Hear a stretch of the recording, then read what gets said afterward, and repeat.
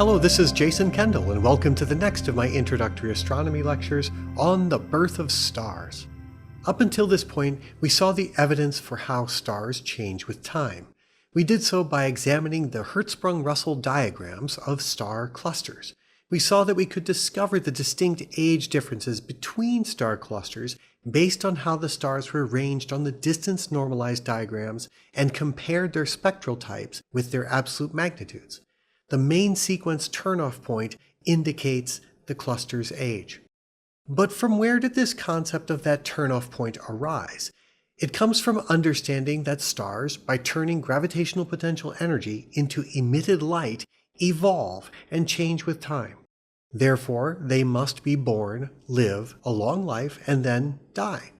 This process is dependent on only a few things, but principally on the star's mass and composition. Environmental properties such as proximity to other stars, concurrent planetary formation, or if they reside in some big gas cloud, influence their lives only partially. Except the stars are quite near to each other, then big influences are possible. Here we see the quintessential elements of stellar evolution distilled down to its most basic form. Every star starts as a diffuse cloud of gas and dust. The cloud collapses by some process, making dense cores that form warm protostars in dusty cocoons. Low-mass stars are made in huge quantities in these clouds and form clusters of stars. Among the teeming population of low-mass stars, there are higher-mass stars, but they are rare and become rarer with increasing mass. Where a cloud might make thousands of low-mass stars and failed brown dwarf stars, there will be a dozen or so high-mass stars.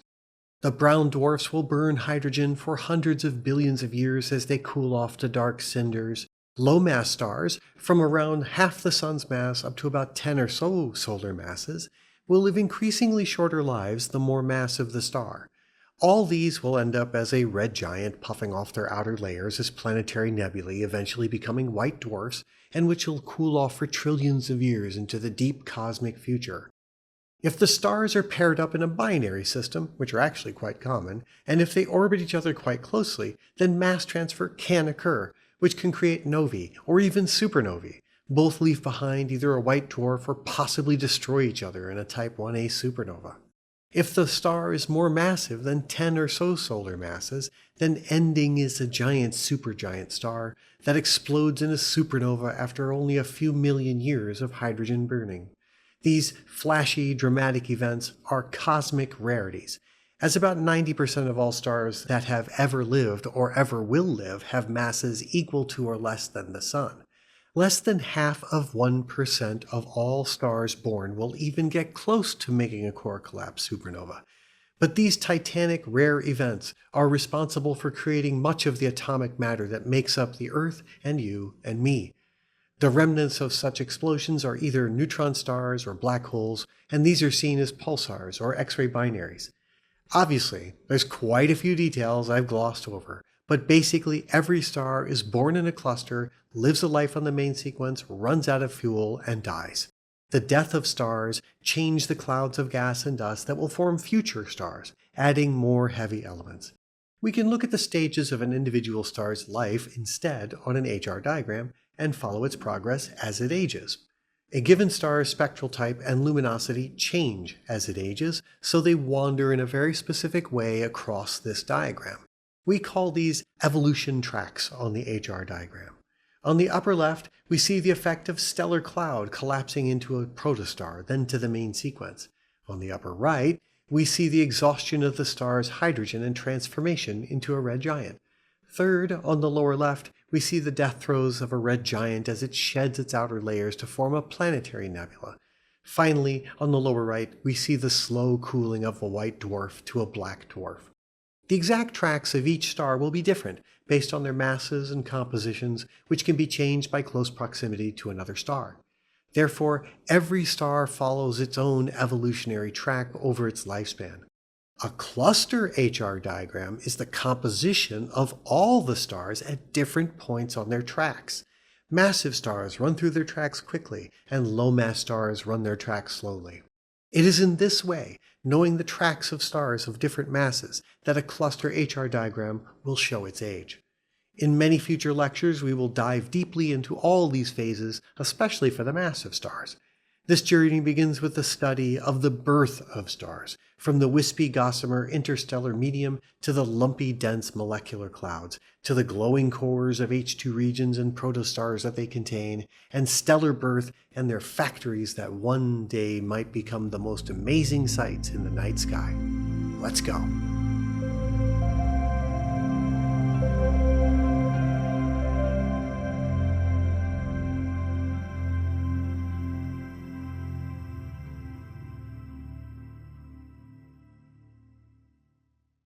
What lies between the stars?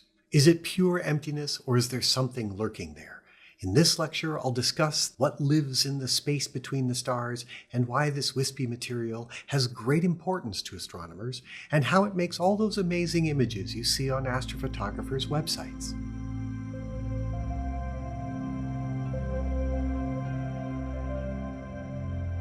Hello, this is Jason Kendall. Welcome to the next of my introductory astronomy lectures.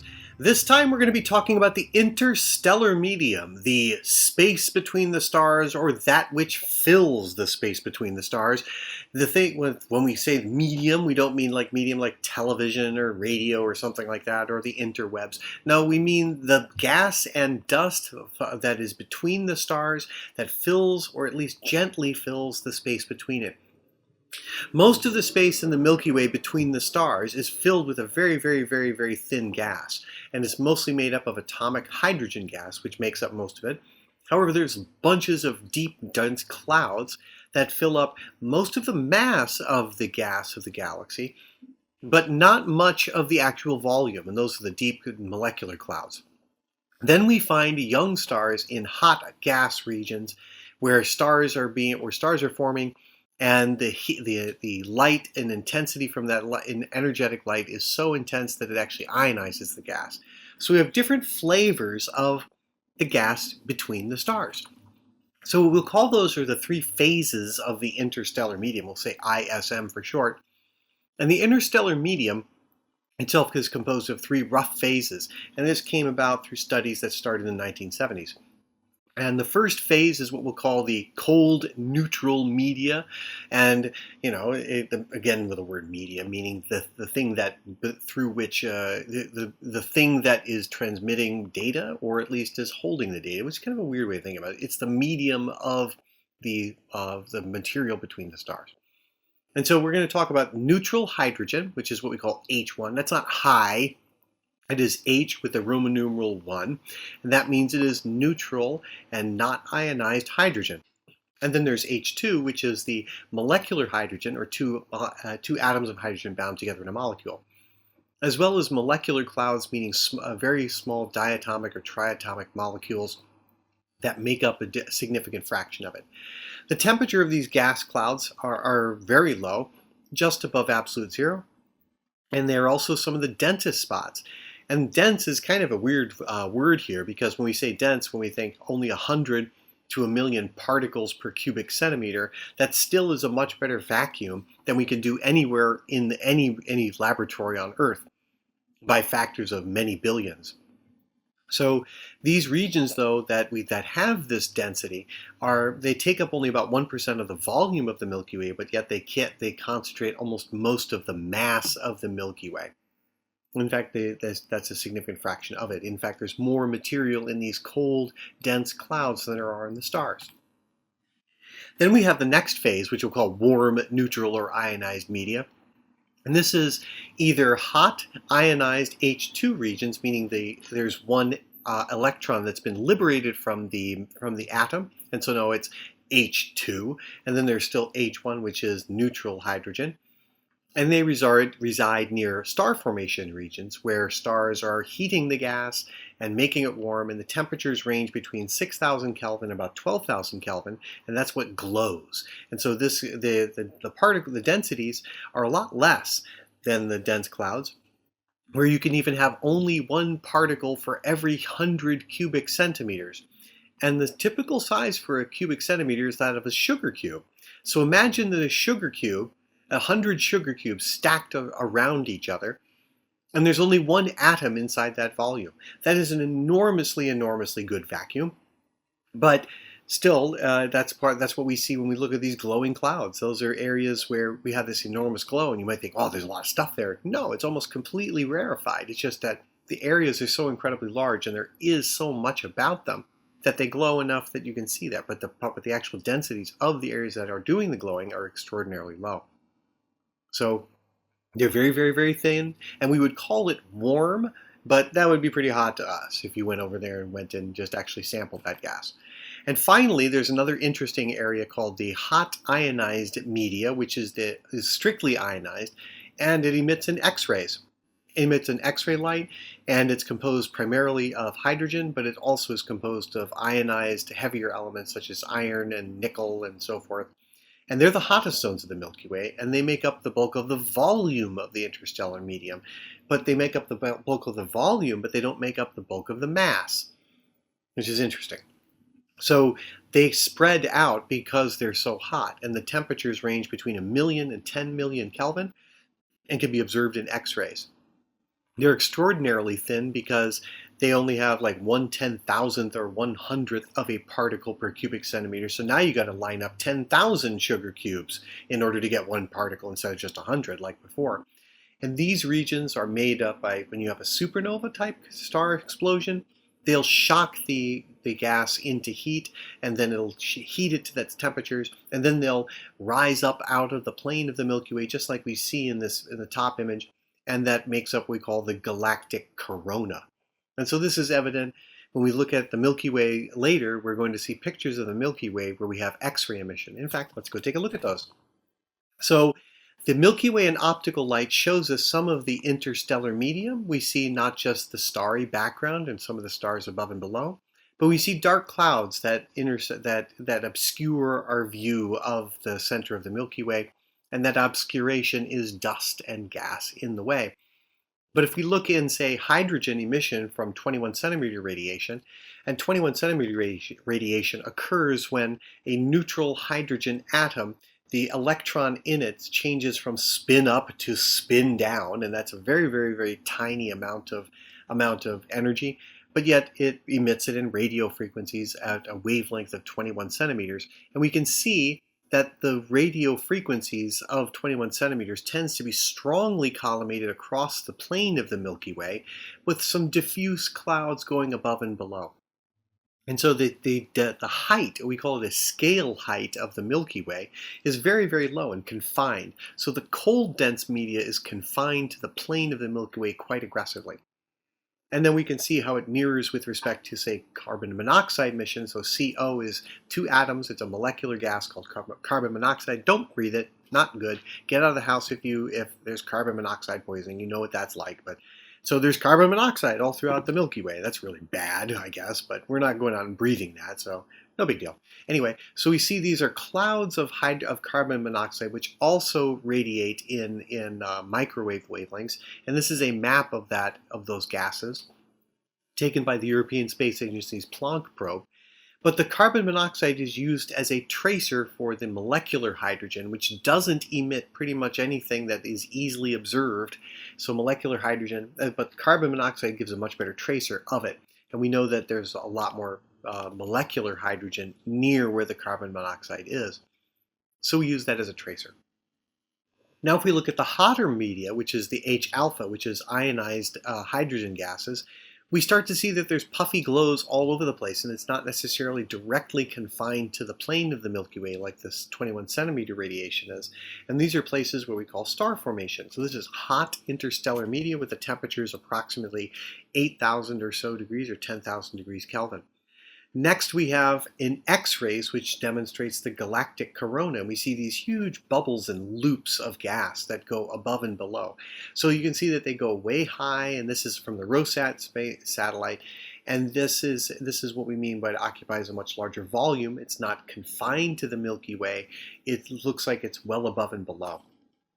So other places that we can see the effect of the interstellar medium. And now it's pretty picture time. And this is the most fun, one of the most wonderful elements of looking at star formation that we're going to talk about in the next few lectures, is the pretty pictures. And this is the North American Nebula off to the left. And the North American Nebula was This is a visible light image compiled by DeMartin, but it draws from the Digital Sky Survey, the Palomar Digital Sky Survey. And you can just make color images of it if you go download that stuff. On the right-hand side, though, is from the Spitzer Space Telescope, which looks in the infrared at multiple wavelengths and shows emission of dust, emission of warm dust, cold dust, and gas. And so in infrared, it looks different than it looks in visible light because we're looking at different processes. And we see the dark band that goes across the middle of the nebula. It corresponds to actually some warm, dusty clouds in infrared. So that dark band is actually warm dust. And if we look where the North America sort of feature is on the left, we see it doesn't really glow much in infrared, and that's because it's hot ionized hydrogen gas, which is warm, so it's not going to glow in infrared because it's too warm for that. So we have 4 different views of that, one of them in visible and infrared combined. So this was done by Spitzer Space Telescope group at NASA Jet Propulsion Laboratory, and they just put this together to help you see the views. So here is a combined view of the Digital Sky Survey infrared with the Spitzer image, and we see the dusty appearance of the reddish dust cloud that goes across the middle. And now the bluish glow is they've replaced the pink of hydrogen with the blue with a bluish glow. But that highlights the dusty cloud. So now we get to see the dust in the background, which is very interesting because that shows us where stars are being formed. And then we look specifically at a different wavelength that shows us the interior of the clouds, and we get to see different aspects of it. And then it's being blocked. We see a little tiny nodule in the center left where it's dense enough that actually we don't see anything through it. And finally, we get to see that dense star-forming region that's in the lower left that highlights that very tiny baby stars, which are like little points in red. And that's what we're looking at here, is the highlighting that specific area of looking at young stars being formed in a very, very, very dense molecular cloud. That's what I was talking about at the beginning, where we were talking about very dense, small regions. This is a much more massive region because it's collapsing and forming stars. The other region is much larger around it, but it's much more rarefied. And so this is a dense, highly dense region and surrounded by a hotter, more rarefied, thin region. And so when we look at that, we have all sorts of things that we can see. And so let's focus in on the nature of what happens when we try to observe those dark areas. And interstellar matter is mostly just gas and dust. And what's funny is that we think, oh, it's just really complex sort of cloudy structure, or there's all sorts of stuff. What is that? No, it's really actually quite simple. The clouds are turbulent, they move around, they're warm or cold, but they're mostly almost completely hydrogen. Remember, it's 75% hydrogen, about 25% helium, and all the rest is just really, really, really trace amounts. But this cloud that we're looking at, Barnard 68, is a dust, and the dust that we talk about is actually like soot or smoke, and the larger clumps of particles are really quite tiny. The dust particles that make up this are about the same size as cigarette smoke and are only composed of a few hundred or few thousand atoms. And so why does something so small actually make the starlight behind it black? Well, it's because there's a lot of it. So this is a beautiful picture by the European Space Agency, European Southern Observatory, that actually highlights a very interesting feature called interstellar reddening. So in the center of this dust cloud, all the light is being blocked. But if we look on the edges of the dust cloud, we see that some of the stars look red. And the reason that they look red is because as the light passes from behind stars through the dust cloud, it preferentially absorbs and scatters the blue light of the spectrum. So we're left with the red light, and so it looks like it's making the stars red, but it's not actually making the stars red, it's actually just simply removing the blue light, and so we just see the red light. And why we think about that is that compare the stars that seem very red on the edges of the cloud compared to the red stars that are away from the cloud, and we see that those red stars are really bright. So we're looking maybe at some very extraordinarily bright red stars on the far side, but their light would be brighter except that it's being dimmed and the blue light is being removed. And if we look in longer wavelengths of light, meaning infrared, we can see more through it because infrared light will pass through this dust and gas pass by this dust. In fact, the wavelengths of infrared are longer than the size of the particles, and since they're longer than the size of the particles, they're not affected by the particles, and so they pass through. And now we can see it's like the dust cloud isn't even there, or at least it's ghostly. So this is a longer wavelength view by the European Southern Observatory. And finally, we can look at various wavelengths of light, starting from in the upper left that's 0.044 microns, or specifically that would be 4,400 angstroms. So that's well inside the visible light, and that's on the far blue end of the spectrum, so we see that it's all gone, right? And then we look at 0.55 microns, which is 5,500 angstroms, which is more bluish or more greenish in the visible light, but it's blocking that too. Now then we get out to 9,000 angstroms, well red of visible light red. We see that the cloud looks kind of smaller, and that's 0.90 angstroms, micrometers in the upper right. And for some bizarre reason, they decided to go around rather than go back to the left and around. So go down and to the right at 1.25 microns, which is then 12,500 angstroms, and that's very long wavelength infrared light, or at least the beginnings of near infrared. And now the light is getting through, and we look at 1.65 micron, and it's really starting to get through, but by the time we get to 2.16 microns, which is 21,000 angstroms, the light's pretty much getting all the way through, and the dust cloud is not even being seen by that wavelength. It just kind of passes through it. It's the same kind of way that the light is passing through because it's large wavelength, in the same way that when you take a set of if you take a beach ball and roll it across a whole bunch of little pebbles, it won't see the pebbles. It'll see it's like a roll, like a whole bunch of pebbles. The beach ball will roll across a thin level of pebbles, just smoothly. But now if you try to roll a pebble across a roll of pebbles that's about the same size, it'll get bounced around as you roll it across. In the same way, the wavelengths of light, the long wavelengths are like a big beach ball going across the pebbles. It just doesn't see them. It doesn't perceive them. And so that's what the 2.16 micron is. But when we look at the 0.44 right above it, that's like looking at wavelengths of light that are almost the same size as the particles themselves, so they really get bounced around as they go through, and so therefore they get absorbed, and you don't see through it, so they get lost. All right. So that effect is called interstellar reddening, and we described that extensively. But what we see is it got the cloud, the starlight's coming from behind it, it goes through it, and as it goes through it, this light gets scattered or absorbed, and the stellar absorption lines stay the same wavelength, but all the blue light just gets removed. And so you can still tell the stellar type, the stellar spectral type, like we talked about spectral types before, but the stellar spectral type is not changed. You just lose a lot of the light. So you might think it's a redder star, like, oh, it's an M-type star because they're red. No, but look at the absorption lines. They're the absorption lines of a bright blue star. So the blue light is just being absorbed away. And that's called interstellar reddening or interstellar extinction. And interstellar extinction is something you see when you look at a sunset. And that reddening that you see in the sky is because the sun's light, the reason you can look at a sunset and the sun looks red is because the blue light gets scattered away from your eye, and so all you're left with is the red. And the reason that you have a blue sky during the day is because someone else has a red sunset. And that blue light in the sky is from all the sunlight from being scattered around the sky, because blue light is easily scattered. And in fact, the particles in the Earth's atmosphere are about the same size as blue wavelengths of light.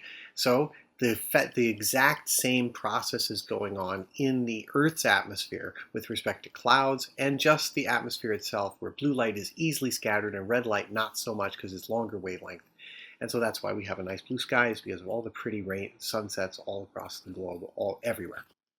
So here's some really cool interstellar scattering demonstrations. We have Barnard 68, that one that we were talking about a while ago, for extensively. But then you got the really cool Snake Nebula, and these two are right next to each other in the sky. And this is from the Palomar Digital Sky Survey, and we're looking in the blue. We took this is a picture from the blue filter on the blue emulsion filter set from Digital Sky Survey. And if we look at another one, this is another one called the Pipe Nebula. There's all sorts of wonderful darkness. And it used to be thought that these things were holes in space, or maybe there were no more stars in that direction.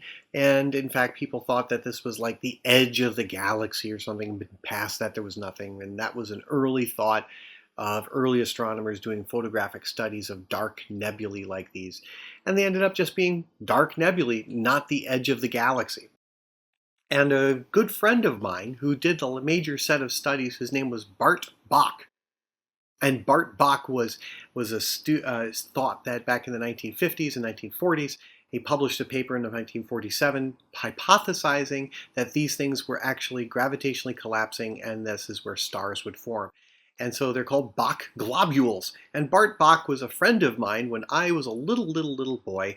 And he said, "You've got to come down to der Kit Peak and see der stars." And he was this wonderful Dutchman, big old hairy eyebrows, and they stuck out everywhere. He was a wonderful man. He used to like to have a bottle of scotch and yell at radio astronomers. That was one of his favorite things to do. Anyway, Bart was known as one of the great observational astronomers, and these globules still keep his name today as places where over dense regions where stars are forming. And one of the more prominent Bok globules, actually it's not really a globule, it is a dark dust cloud. The Horsehead Nebula shows off this and demonstrates many aspects of the interstellar medium. It has cold areas, it has hot areas, and it has extraordinarily hot areas, as well as deep, dark cold areas as well. So the pink glow is from hydrogen, and it's hot and heated to excitation by nearby very hot stars. But you can see that there's a dark nebula, which is the Horsehead Nebula, dead center, and there's also dark nebulae off to the side that seem to be providing some of that interstellar extinction. You can see the clouds of gas around it, which seem to block some of the background light. We also see the Flame Nebula off to the left there, below one of these lights, and these stars are all part of the Orion Belt. And so, if you went and looked at Orion's belt, you would definitely you could actually see some of these things. So I invite you to go look at some of the nebulae surrounding Orion's belt. But let's zoom in on the Horsehead Nebula itself, because it's one of the more prominent dark nebulae in the sky, and it has such a wonderful name, and it's been studied extensively by lots of different people. And here is a picture of it by Adam Block at Mount Lemmon Sky Center at University of Arizona, which really highlights the hydrogen gas, which is interesting. You notice those wispy streamers in the background as it evaporates off. And we also have a different kind of nebula, which is a blue nebula. And in fact, it's the same stuff. It's a reflection nebula, and the light is reflecting off of it. But the Horsehead Nebula is, even if we zoom in even tighter, we see some really interesting features of these cloud-like structures, and it's actually in motion. So it does look turbulent. It looks like it's actually plowing upward and above and turning over. But when the size scales are on the order of light years, so this isn't moving like fast, although it is moving with some great speed, maybe tens or hundreds of kilometers per second. If not, maybe not even that fast. But I can't remember the actual study, but that might be something as a good assignment to go look up. How fast are the clouds moving in the Horsehead Nebula? In any event, the pink hydrogen glow in the background illuminates the Horsehead Nebula.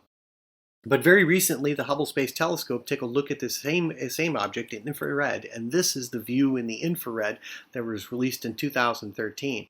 And when we look in infrared imagery, we now then see the cloud of gas and dust as warm dust that's glowing in infrared. But yet the hydrogen gas doesn't glow in infrared, and all of a sudden we can see through the veil of it to see everything in the background. And now we see the Horsehead Nebula not as a horsehead, but as a turbulent cloud that's coming up out of the clouds below it, and an overdense region where things are occurring. So if we then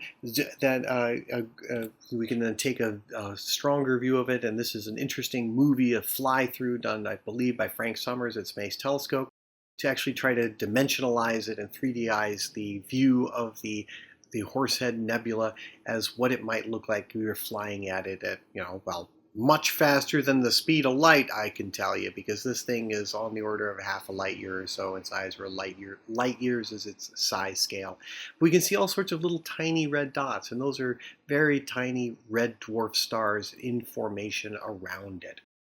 So what are some things that we can learn about specifically about the nature of these dust dark clouds? On the left-hand side, we see the view in optical, then the infrared view, a longer infrared view, we see some other stuff. And then if we look in radio light, which is the carbon monoxide 3-2 transition, which is a transition, I believe, either as a vibrational transition or a rotational transition of the carbon monoxide atoms. And it's such long wavelengths that it only emits those things as, and these are tiny transitions in light, rather than the atoms jumping up and down, the electrons jumping up and down. Basically, they're either vibrating faster or slower, or rotating faster or slower. And that's what the radio emission's from. And the submillimeter radio emission on the right-hand side shows overdense regions where stars are forming. And so we can look at these cold molecular clouds as either contoured maps with maybe even much more exotic sorts of things, which are hydrogen, carbon monoxide, smaller molecules of 4 atoms that are bound together. And those emit in radio wavelengths as well. And so it's kind of, we find interstellar water as well as other things. And some molecules such as ethyl alcohol have been found, formaldehyde has been found. Long organic molecules have also been found by their signatures in radio frequencies. And these appear in these giant molecular clouds. I was talking about the neutral hydrogen, or H1 regions, and this is what we mean by that spin-flip transition. The proton and electron can be spinning with the same orientation for their spins, and this is kind of a weird way of talking because they really don't spin like this, like little balls, but there's a quantum number that approximates angular momentum, or it actually is the angular momentum, as though it has a spin axis. And then when this spin-flip transition occurs, the photon that gets emitted when the electron jumps or flips and goes, they spin the opposite direction, is a lower energy state and emits 21 centimeter radiation. We can make large maps of the Milky Way doing that. And in fact, there's a carbon monoxide map of a tighter view, as we saw from the WISE spacecraft before. And we're going to kind of get close to finishing it out by looking at some other wonderful images, because this is the pretty picture lecture, and we're looking at dark globules, and it's a Bach globule because Bart, Big Bart with his scotch and his eyebrows. He would love to have looked at this in the Spitzer image, but he passed away well before in the 1980s. So wonderful old man who gave us a tradition of looking at the star formation regions and looking at the galaxy in its whole. And here's another example of a dark dust cloud with a hot region with an H2 region sitting in the middle of it. So this is what we're looking at with the interstellar medium, and we're going to be looking at all sorts of aspects of the interstellar medium and exactly how stars form from the interstellar medium, protostars, giant molecular clouds, and we'll talk about that stuff next time. And we'll see you soon.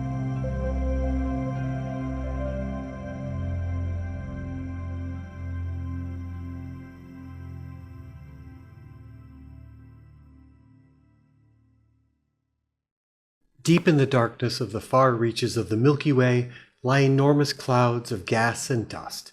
Astronomers know these cold, shadowy regions to be the incubators of newborn stars.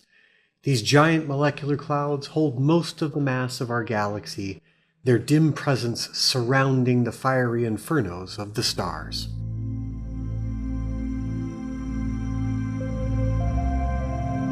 Hello, this is Jason Kendall. Welcome to the next of my introductory astronomy lectures. We're continuing down the path of the interstellar medium and the stuff between the stars and the Milky Way.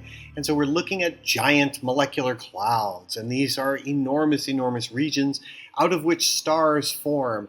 And so what we're looking at in the background is European Southern Observatory's view of the Lagoon Nebula, an extraordinarily high definition view. And I'm kind of highlighting with the word the edges of the lagoon nebula, which branch out into darkness. But that darkness actually belies a huge number of a huge amount of cloudiness in the background that's not being illuminated by the baby stars. So these giant molecular clouds are actually the places where star formation is occurring in the densest regions. And so these are the homes of stars. So let's go back and look at the nature of what the sun is. When we talked about the sun, we found that it was about 4.5 billion years old. That's how old it is. That's how long it's lived. It's got another 5.5 billion years left before it's dead. But we find that today it's in hydrostatic equilibrium, meaning gravity and pressure are in balance. Meaning if you push on it a little bit, the interior pressure goes up because it gets hotter and it pushes it back out. Or if it's pushed out too much, gravity says, no, you went too far, and pulls it back together. That's hydrostatic equilibrium. It's also in thermal equilibrium right now because there's an amount of energy that's leaving the surface of the sun and that's being replenished down in the core of the sun by the interior, by the fusion that's happening deep in the core. So there's a flow of energy from the inside all the way out, and that's a thermal equilibrium. But of course it ends, right? Because the fuel eventually runs out. But for now, it's in thermal equilibrium. How did it get this way? So there are two things that must occur. First, it must form some dense protostar, and then after that, you establish thermal equilibrium, and then that's the pre-main sequence phase. So there's really two sets. You got to do one, then the other. Hydrostatic equilibrium means it's in balance, but then deep in the core, there must be something that generates the heat, and that's the pre-main sequence phase. When are stars actually born? So we can find out that by looking around the Milky Way.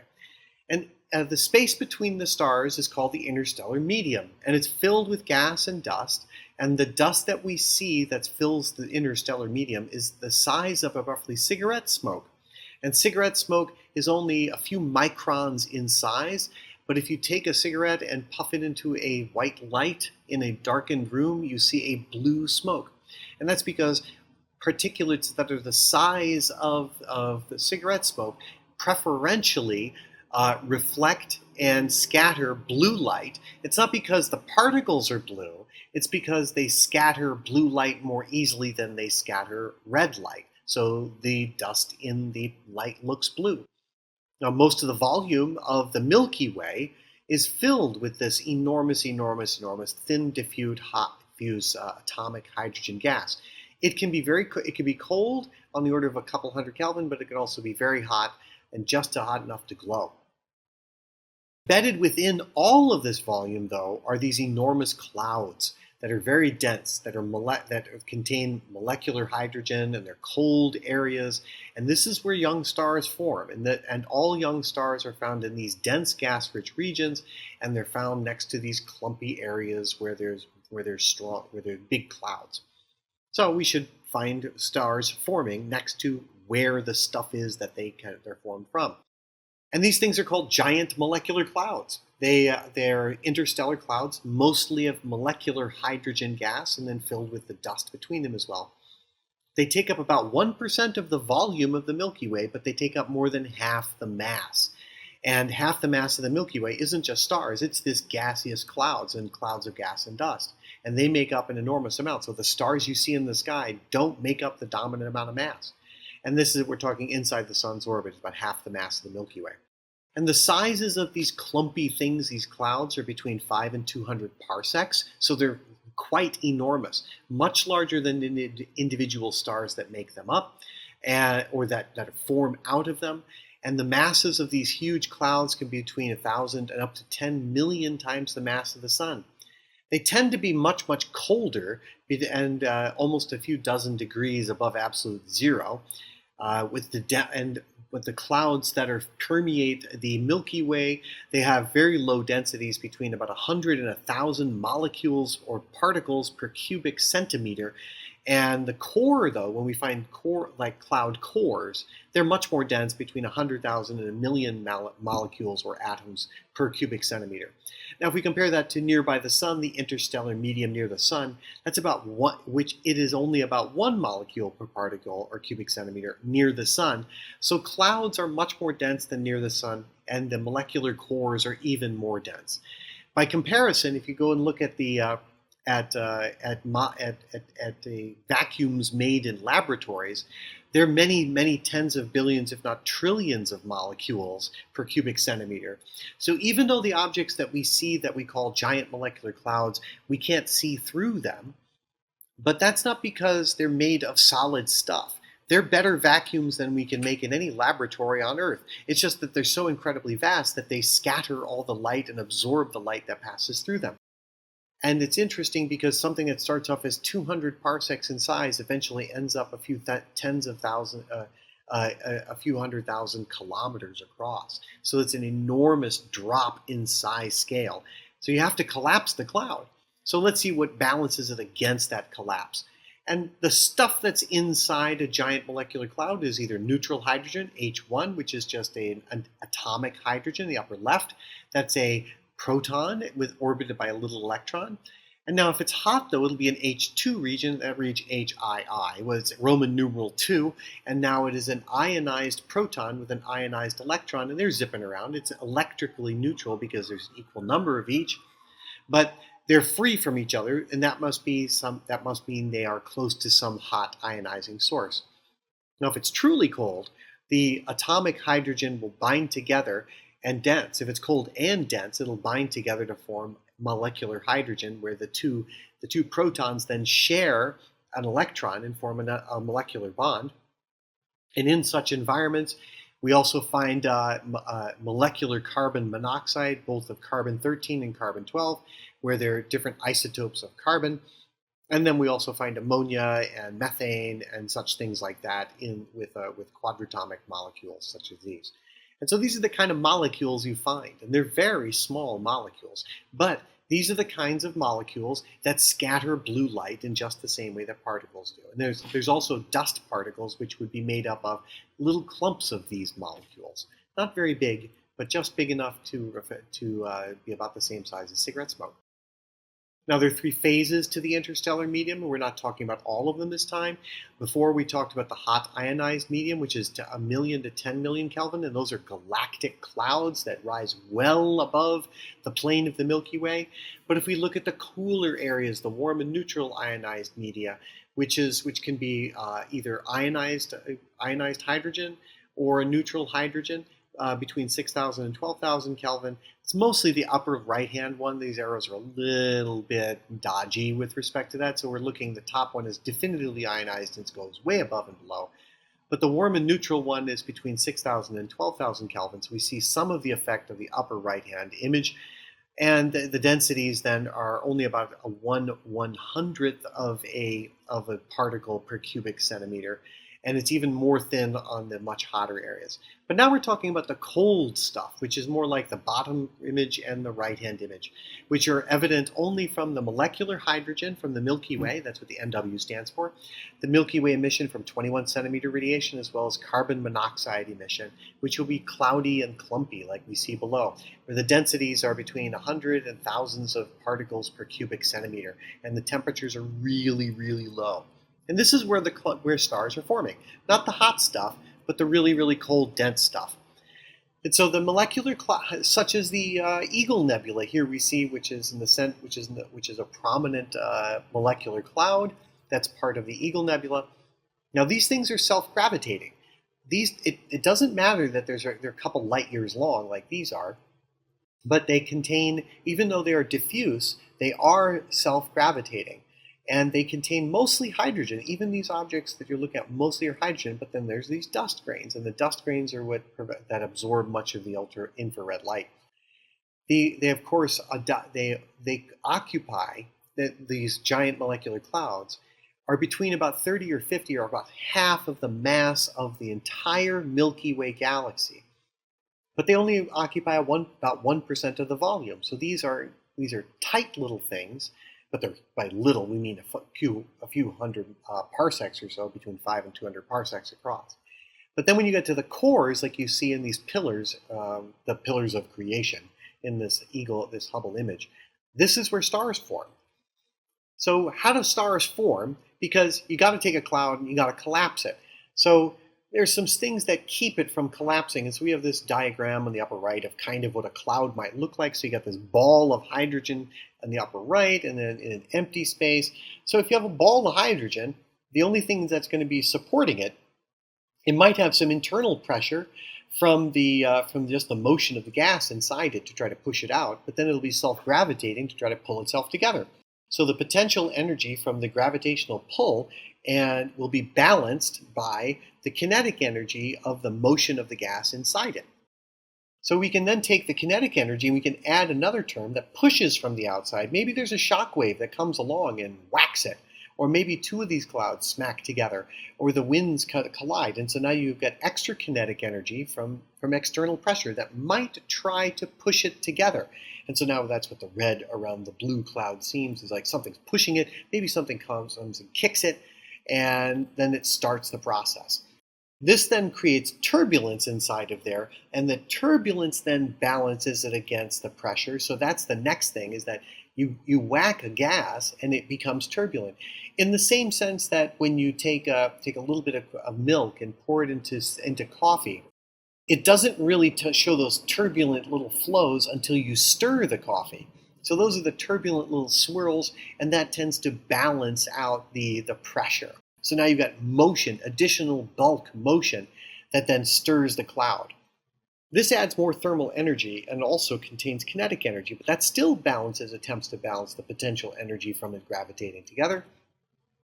And then you've got an additional energy that tries to either push it or pull it across, and that motion may create a weak magnetic field that then adds together, and all of these things balance out, hopefully, in the cloud, the turbulent motions with an ionized gas, or a lightly ionized gas, because now it's warm or maybe hot, has a tiny magnetic field, but that's just enough to actually cause additional motions throughout the cloud that can dissipate it.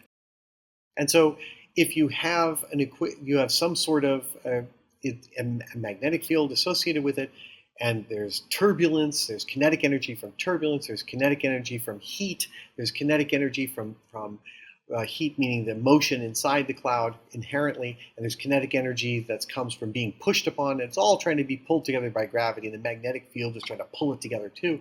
And if it's in some sort of equilibrium, then you've got some sort of crazy cloud, but it's a wibbly, wobbly, glibbly, globbly, ugly mess. And that's what all of them tend to look like. And they have this dense sort of core that's being pushed from the outside, and there's all sorts of turbulence. And then we see like the Eagle Nebula. So this is a schematic of what's going on with all this energy supplied by weak magnetic fields. Anyway, so a giant molecular cloud is held up by its own gravity, by internal pressure, and that pressure comes from internal heat. It also comes from pressure from magnetic fields, so that's the thing that holds it up. And if the gravity becomes larger than that internal pressure, if somehow the gravitational field becomes larger, and how that happens is because you got to push on it. And that's if it happens from clouds colliding, maybe two clouds collide, maybe there's a supernova that causes a shock that pushes it together, maybe it passes through a more dense region of the Milky Way by passing through a spiral arm where there's more stuff in the general vicinity, and then you get some collapse of the giant molecular cloud to form more stars. So then when it falls apart, these giant molecular clouds form clumps. And the clumps can be really small, down to 1/10 of a parsec, which is still really enormous, right? 1/10 of a parsec is about 3/10 of a 30% of a light year. So the parsecs are about 3 light years. So this would be about like 0.3 light years. It's a pretty big thing. So these masses of these clumps that are a few solar masses. And the high density clumps are then even more unstable, and now they can start to collapse. And this results in if you have some sort of shock that comes along, that causes them to fragment into little cores, and those cores have cores, and those cores have cores, and so on and so on. And we observe them first where this might occur by the density of the radiation that we see from 21 centimeter radiation. And again, 21 centimeter radiation happens because you have atomic hydrogen, and the electron and proton have their spins aligned and in a parallel, and then the electron just in general or just because, and maybe there's just a light disturbance, it has just a little bit more energy than if they're spinning opposite. And so if they're spinning parallel, they have a little bit more energy, and then it can radiate a photon by flipping its spin. The electron flips its spin and it radiates a little bit of radio light. And so this is where, if we see a lot of this 21 centimeter radiation coming from a place, then there's a lot of the cold gas there. If we don't see much of it, there's not much. So we first look for the cold molecular gas from the 21 centimeter radiation, which is this process. And this is where we see the cold molecular gas. It's confined to the plane of the Milky Way in this tight band across the Milky Way. And this is an all-sky survey of 21 centimeter radiation centered on the galactic plane. And so that's what the plane across the middle is, which is the plane of the Milky Way. And as we look at the plane of the Milky Way, the center of the Milky Way is at the center of the image, and 90 degrees up from the Milky Way, looking straight out of the Milky Way from our perspective, is the top of the image, and 90 degrees south from the Milky Way is the bottom of the image. So this is an all-sky map of the Milky Way projected onto a disk. So we can see some looping, arching clouds, but mostly it's confined to the Milky Way. And then if we look specifically at the radiation of carbon monoxide, which is a tracer element for molecular hydrogen, even the colder spots, we find that this is particularly clumpy, but with a significant fraction of it coming towards the center of the Milky Way. And if we look away from the center of the Milky Way, it gets diffuse and lumpy.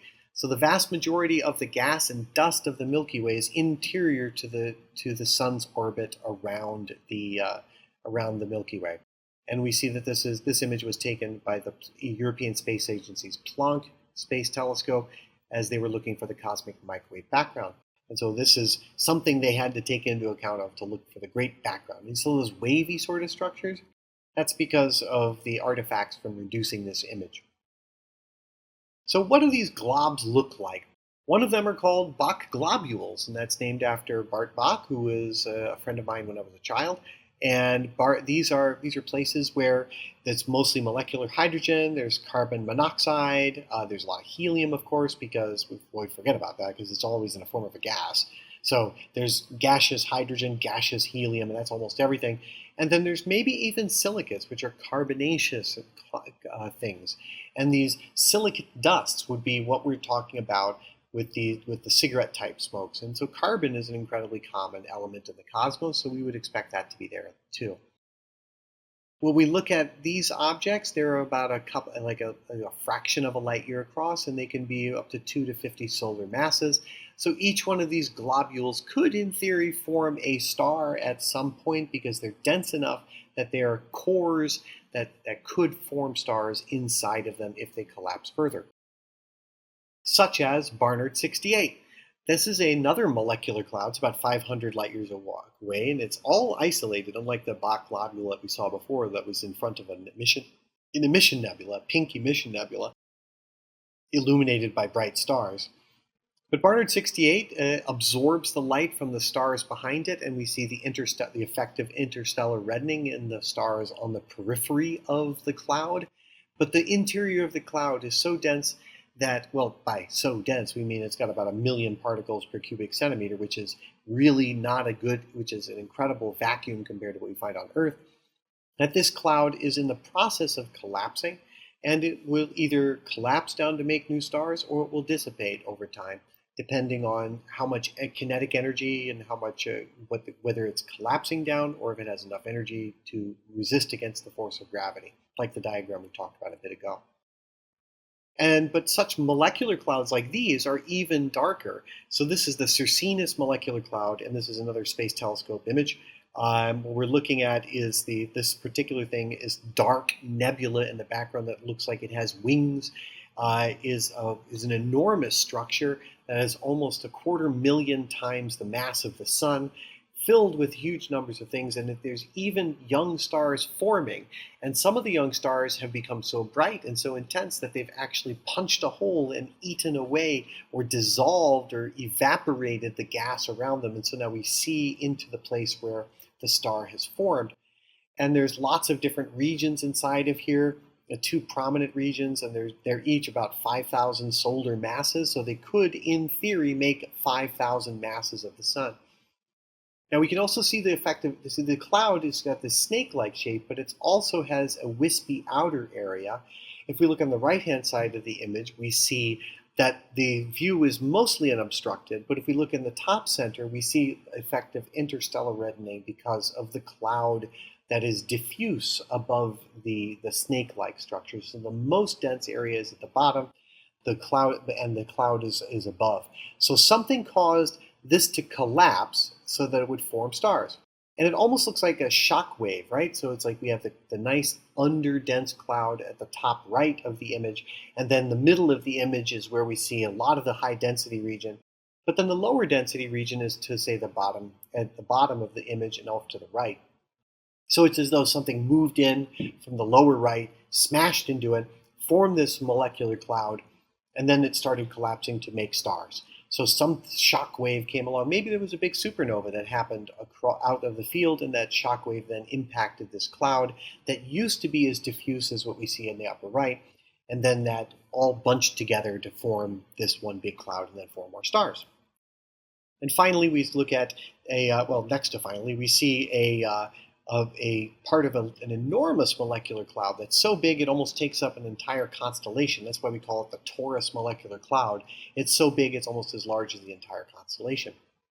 And this can only be seen, the red glow comes from submillimeter wavelengths, which is 0.1 millimeters or 0.01 millimeter wavelength roughly.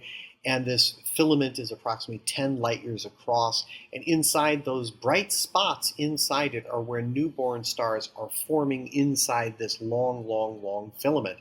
And the background image is composed from the Digital Sky Survey, just to put it on top, because submillimeter wavelengths don't show stars. So you put a visible light image on top of it. That's why there's two different resolutions. You'll see sharp resolution for the stars, and you'll see kind of low resolution clumpiness in the cloud. And this was taken by the European Southern Observatory at the Apex telescope. And finally, we'll finish off with a Spitzer Space Telescope image from Jet Propulsion Laboratories, where it's showing the Serpens star cluster smack in the middle, and then there's a tiny filamentary molecular cloud that goes left and right through it. And the molecular cloud is, of course, the dark region that formed the star cluster, and now the star cluster has burst out and has used up much of the cloud to make the stars. Still, we're surrounded by the pinkish glow of hydrogen, but that pinkish glow is because now the hydrogen is hot or warm because of the baby stars that are extraordinarily hot, that not just illuminate means shine light on. Actually, they do shine the light on it, but then the atomic hydrogen takes the ultraviolet light from all of these baby stars, and the electrons in the hydrogen jump out of their orbits and are ionized out to distances of light years. So the reason this is a pinkish glow is because the hydrogen is ionized out to distances of light years. So you don't want to be next to these bright stars, because if you're next to these bright stars, you'd be getting a heck of a sunburn, as your skin would be ionized. That's what that means. That's what that pink glow means. And that pink glow of ionized hydrogen.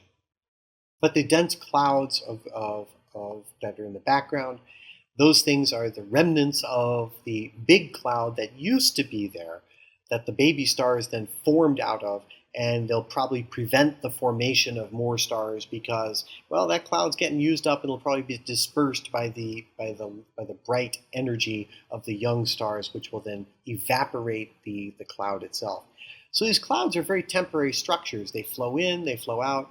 Once they start to form stars, that's pretty much the end of their life, as they do, and so then they either get dispersed or they form more stars. And in general, there's a very thin diffuse gas to most of the Milky Way, and then it collapses, and it might have some turbulence that then brings the cloud together. And that's the story of the beginnings of the star's life. Now, next time we'll talk about protostars and see how stars are born. We'll see you soon.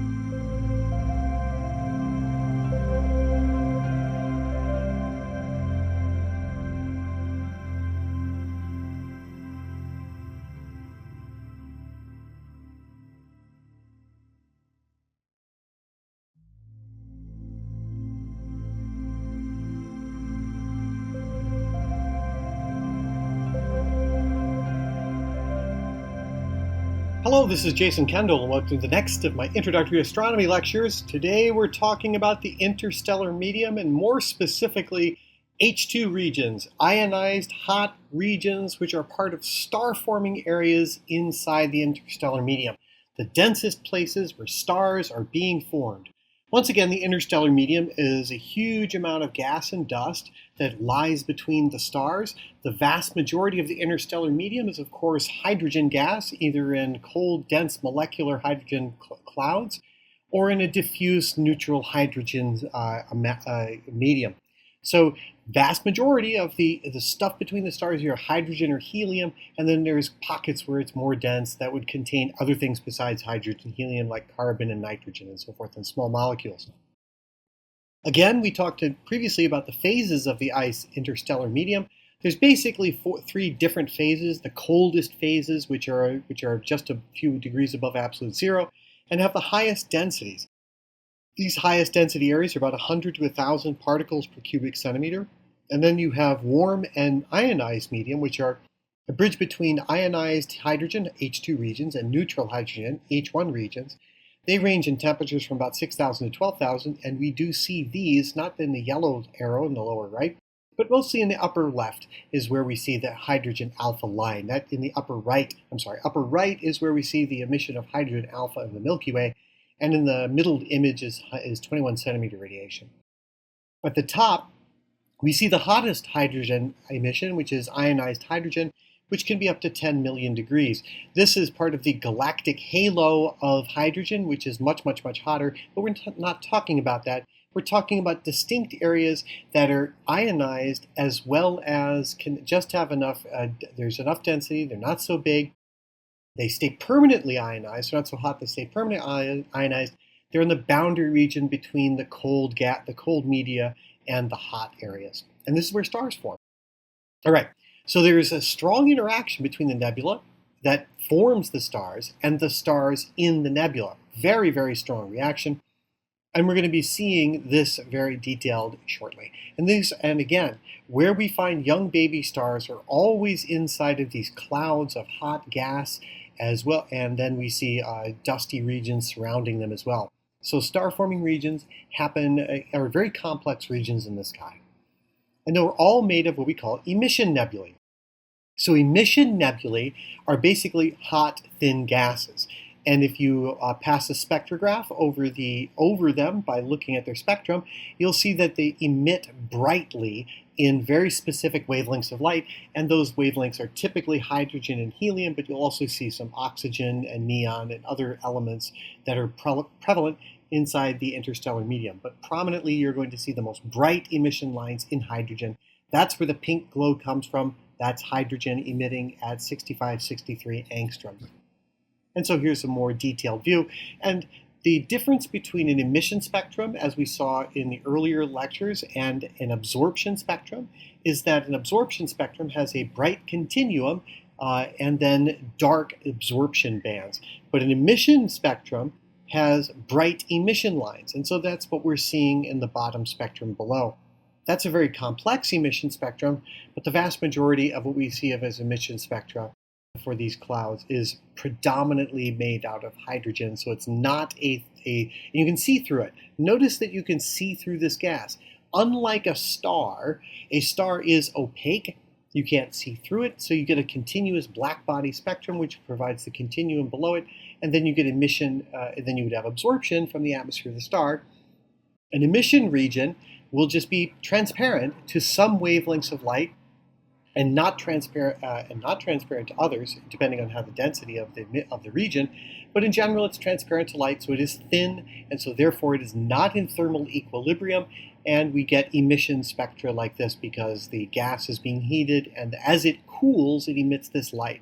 So the cooling mechanism is emitting the light from someplace. So something's heating it, and it's cooling by this process.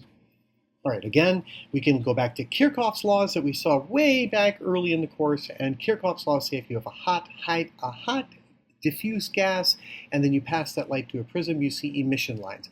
And that's what we see as emission nebulae.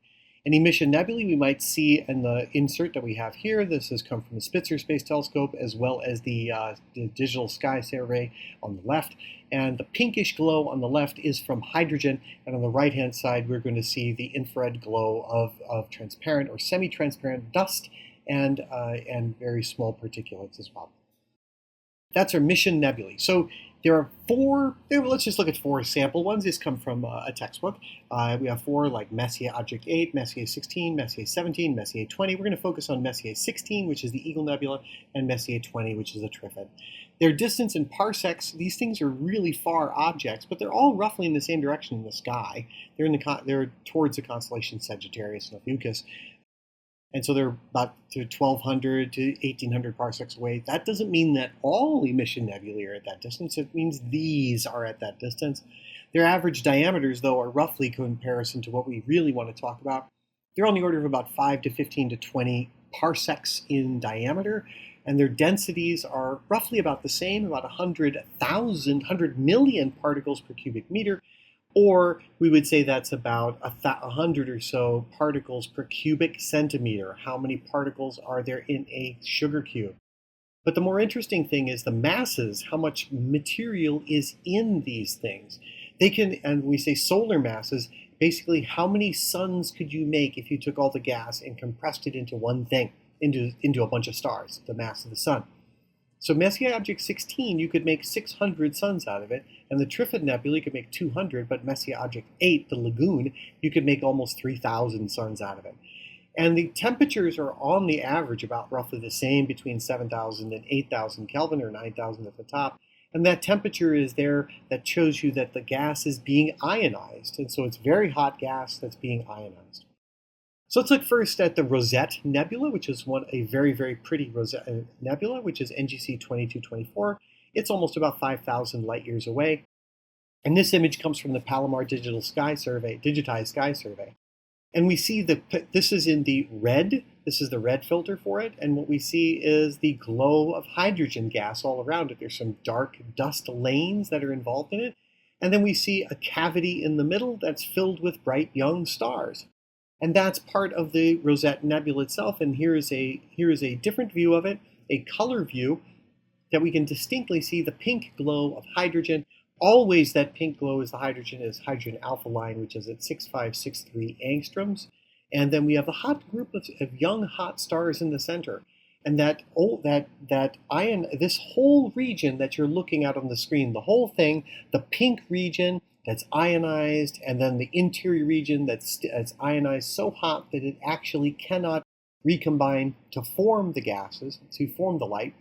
There's still gas in that gap. It just is too hot in order for the electrons to actually recombine. So we have a ring around which of the stars, a cavity edge, where it's cool enough for the gas to actually recombine and then emit that light. But all around it, the light is being emitted by ionized hydrogen at specific wavelengths.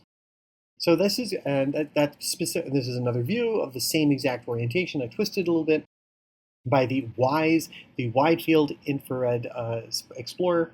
And WISE's infrared detectors actually look in the blue. The blue and the cyan are 3,000 at 3,400 and 4,600 angstroms. Actually 34,000 and 46,000 angstroms.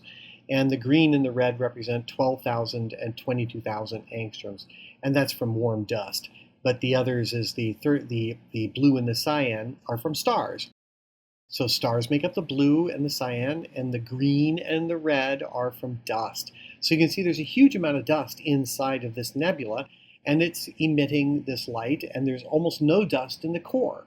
And the red is the longest wavelength of the dusty wavelength. So we see that's the densest area, and it gets less and less dense as it goes. So if we look at the central area, what we see is something about 40 light years across, and we see a thing called a Stromgren sphere. And a Stromgren sphere is a cavity that's fully ionized, and the hydrogen atoms cannot recombine.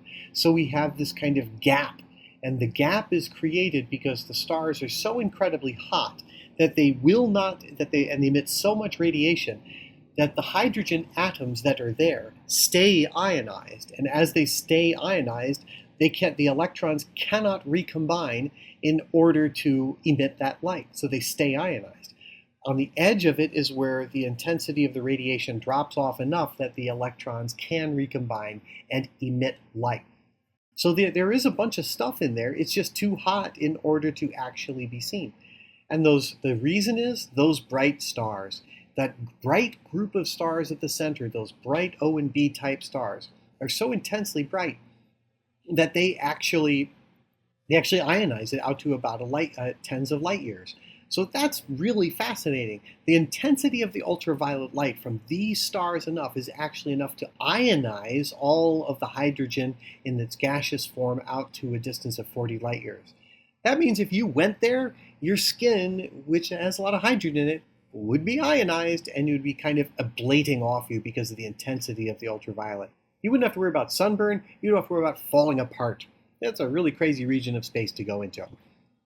We also see that in such things, we can look at star clusters, young star clusters. This is the 30 Doradus Nebula, and this is taken by the Hubble Space Telescope with the Wide Field Camera 3 that was installed in 2009. This is one of the early ones that they looked at, and each one of the colors that they show at the bottom demonstrates a different wavelength band and a different filter that's put in front of the Wide Field Camera 3.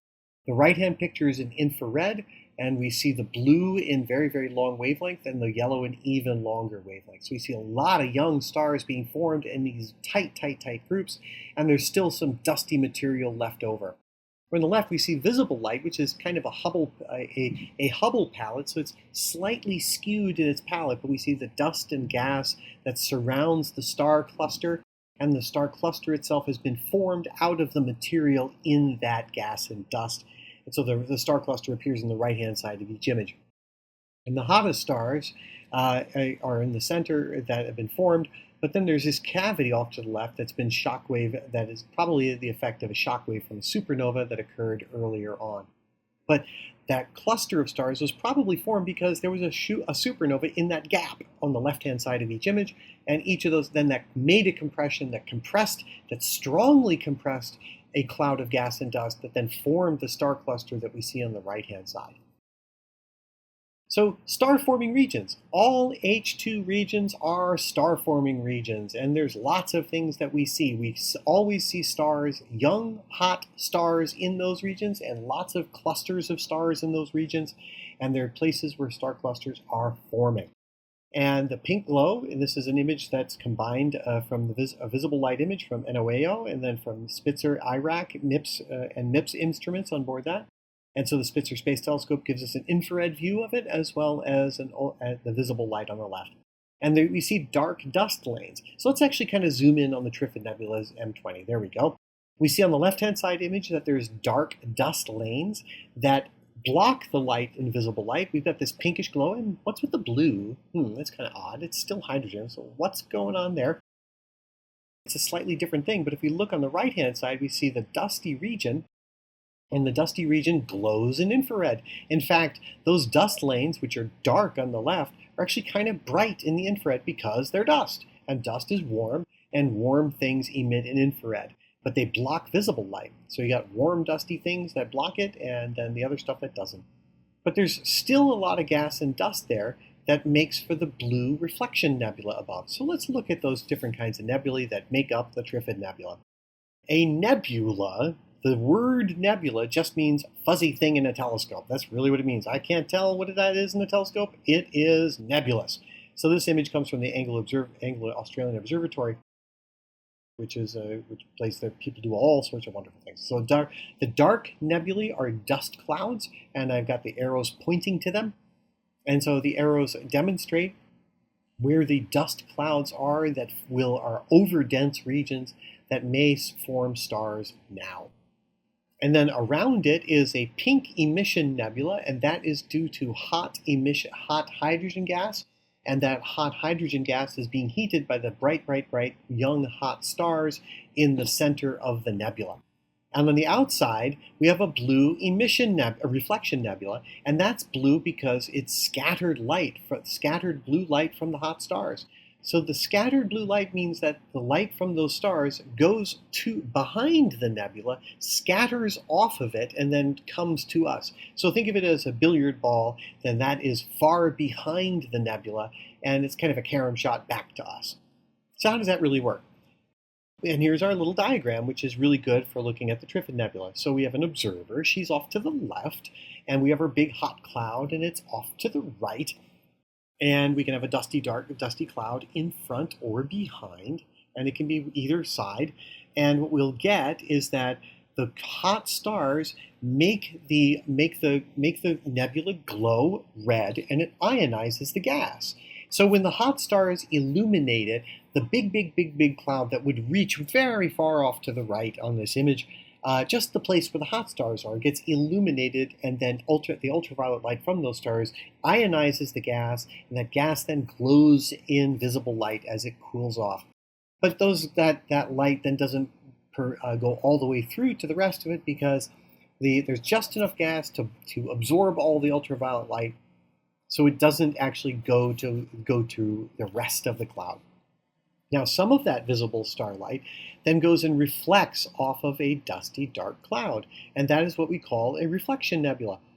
So you can have the dusty, dark cloud behind it, you can have the dusty, dark cloud in front of it, and the dusty clouds, which are also are predominantly hydrogen, but they've just got enough little stuff in there and molecules that they can reflect blue light. Remember, that's why we have a blue sky here on Earth, is because the molecules in the air can scatter blue light more easily. And it's the same exact principle, but out in space. The wavelengths of light are short, and so blue wavelengths of light are short, and they are small with respect to the size of the particles in the cloud, and so therefore they can bounce off the particles. If it's red light or infrared light, then they simply pass through the dusty cloud, and the dusty cloud does not reflect or unscatter or scatter the red light. So they'll only scatter the blue light. So you can think of the dusty cloud as reflecting the light, and that's exactly what it does. More like it scatters the blue light in many directions, and we see it as blue. But the red light doesn't get scattered toward us, so we do not see that light. So this gives us a really good impression of what the Trifid Nebula is doing. We've got the red dusty cloud, but let's take a really fine zoom in. So this is a wonderful image. We can see the effects of interstellar reddening on the periphery of it. We can see the dusty dark lanes. We can see the reflection nebula. We can see hot stars in the center, and the emission nebulae from the H2 region, which is the ionized hydrogen region in the center. So let's zoom in a little bit, and now we'll look at this as a Hubble palette image. And now we're going to look specifically at the wide field planetary camera, and we're going to zoom even further in with the wide field planetary camera view. And now we're going to take a look at what the Hubble Space Telescope sees in the center of the Trifid. And this is the characteristic footprint of the Hubble Space Telescope using what we call the Hubble palette with the filters of the Hubble Space Telescope. The reddish area is hydrogen, and the bluish area is ionized hydrogen. And the little tiny dots are baby little really dim stars that are being formed. And in this thing, we see that it's a turbulent region of clouds with the hot stars in the center illuminating and ionizing the edge of that beastly protrusion in the upper left. And we see what's called an evaporating gaseous globule that looks like a tadpole off to the left, on the left-hand side. And there's also little spicules and things, but there's a jet-like structure from the formation of a baby star in the upper left that's like a jet sort of thing that looks like a little hose that's being shot out. So there's a protuberance, a dark protuberance in the center of it, as well as a jet-like structure that's kind of knotty and wiggly. And then there's an evaporating gaseous globule, which is a very dense region. What's funny is those little spiky regions, the spiky dark region in the upper left, not the illuminated jet thing, but the spiky dark region, as well as the evaporating globule that looks like a tadpole, those things are easily at the tips, hundreds of times bigger than the solar system, and would easily contain all of the entire solar system out to 10 to 20 times the size of Pluto's orbit. They're enormous structures. So let's zoom in really carefully, and we see the tadpole on the left. We see the evaporating gaseous globule in the center, which looks like a finger-like protrusion out of the main cloud. And we see also other little protrusions just starting on the right-hand side of the main cloud. And those things are little tiny baby stars, and all these little red dots all around are tiny baby stars.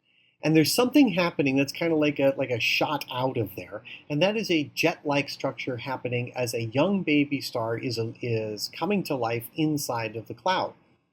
And that illumination that we see, that glowing from behind, part of that is from the baby cloud, and another part of a baby star that's embedded inside the cloud, and most of it, though, is coming from the ultraviolet light that is from the bright star that's up above this image, to which the fingers point. Not the jet-like structure, the knotty jet-like structure, but the two finger-like things are pointing at the extraordinarily bright OB-type star in the center that's evaporating these structures. So we find all sorts of little tiny baby stars all throughout the Trifid Nebula, and these arrows point to them everywhere. And these are tiny baby stars. And on the right-hand side, we see in infrared what they look like. They look like in the left-hand side image in visible light, you don't see them. But on the right-hand side, you do see them, and those are tiny baby stars. They might be protostars. They have not turned on nuclear fusion in their core, so they are not yet stars. They're called protostars.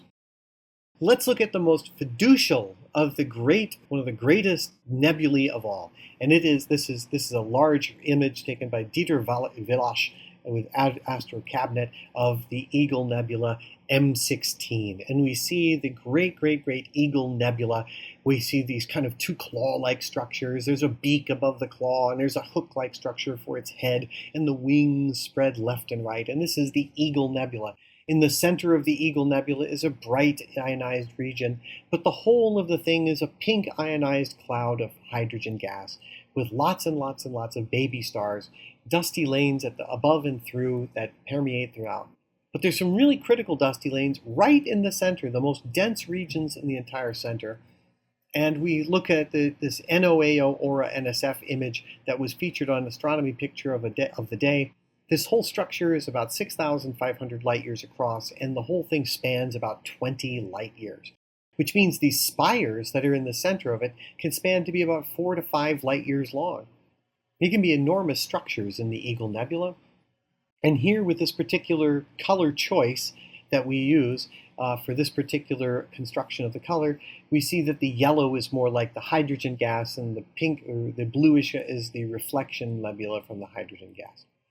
And so let's zoom in on that particular picture. And as we zoom in, we see something that begins to look a little bit more familiar. This was taken with a 1-meter telescope at Kitt Peak in Arizona, one of the great observatories in the United States at Kitt Peak. And so we find the Wide Field Planetary Camera 2, took images of it in 1995. This was the Pillars of Creation image, and the Advanced Camera for Surveys Wide Field Camera times 2, and two of those images in 2004.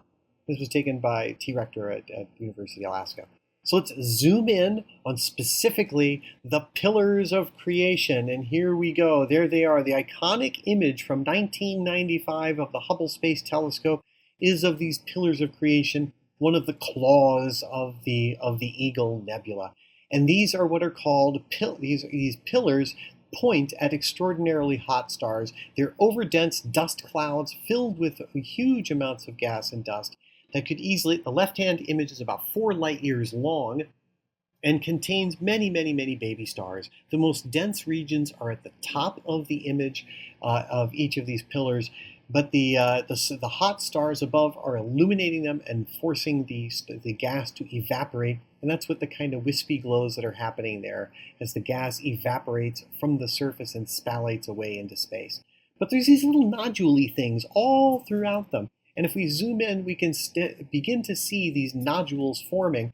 And these are starbirth clouds. We see all these tiny little nodules.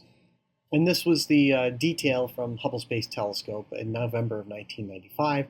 And here we see each one of those things is easily about 10 to 100 times larger than the solar system, each nodule in the cloud. And so this is where stars are forming. In each one of those, a baby star is forming, and enough material is there to make thousands upon thousands of Earths and thousands of Jupiters. but mostly it's going to make individual stars. And see how there's lots of little bitty nodules all throughout? That's a cluster. That is a cluster of stars in the process of being formed right now inside of this thing. And about 6,500 light years away, there are some people who believe that there was a shockwave supernova that's inside of the nebula that might wipe out these clouds, but there's not enough X-ray emission to really justify that. So that interpretation that these clouds, that the pillars of creation have been destroyed 6,000 years ago by a supernova inside of the nebula, probably aren't true, because if you're going to have a supernova, you better have X-ray emission, and there's not a lot in this cloud. But the real important point is, inside of each of these nodules, a baby star is being formed. And look, there's bunches of them all being formed at once.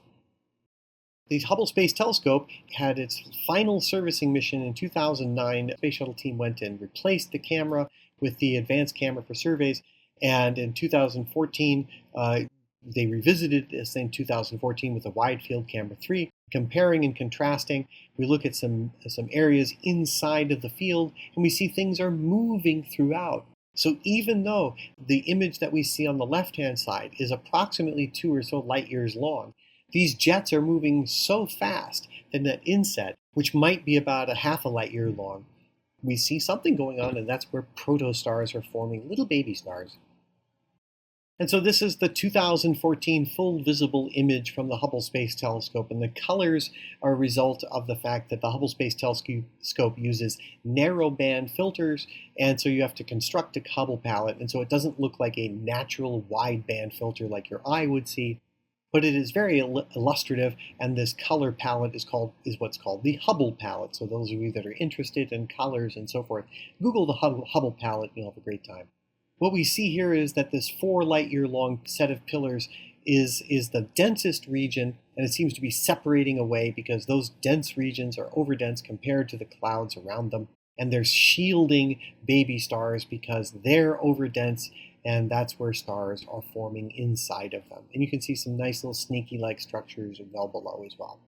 And so when we look then again with the Hubble Space Telescope, there's another view that we can take with the infrared image. And so in addition to the 2014 image with the wide field camera, they also put the UViz IR imagery on the right. And that shows kind of a ghostly structure, but the infrared image shows scads of little stars. But that also tells us something we already knew, is that 90% of the stars in the sky, or roughly 80% of the stars, or maybe somewhere between 80 and 90% of the stars in the sky, are much less massive than the sun. And if they're less massive than the sun, then they're K and M type dwarfs.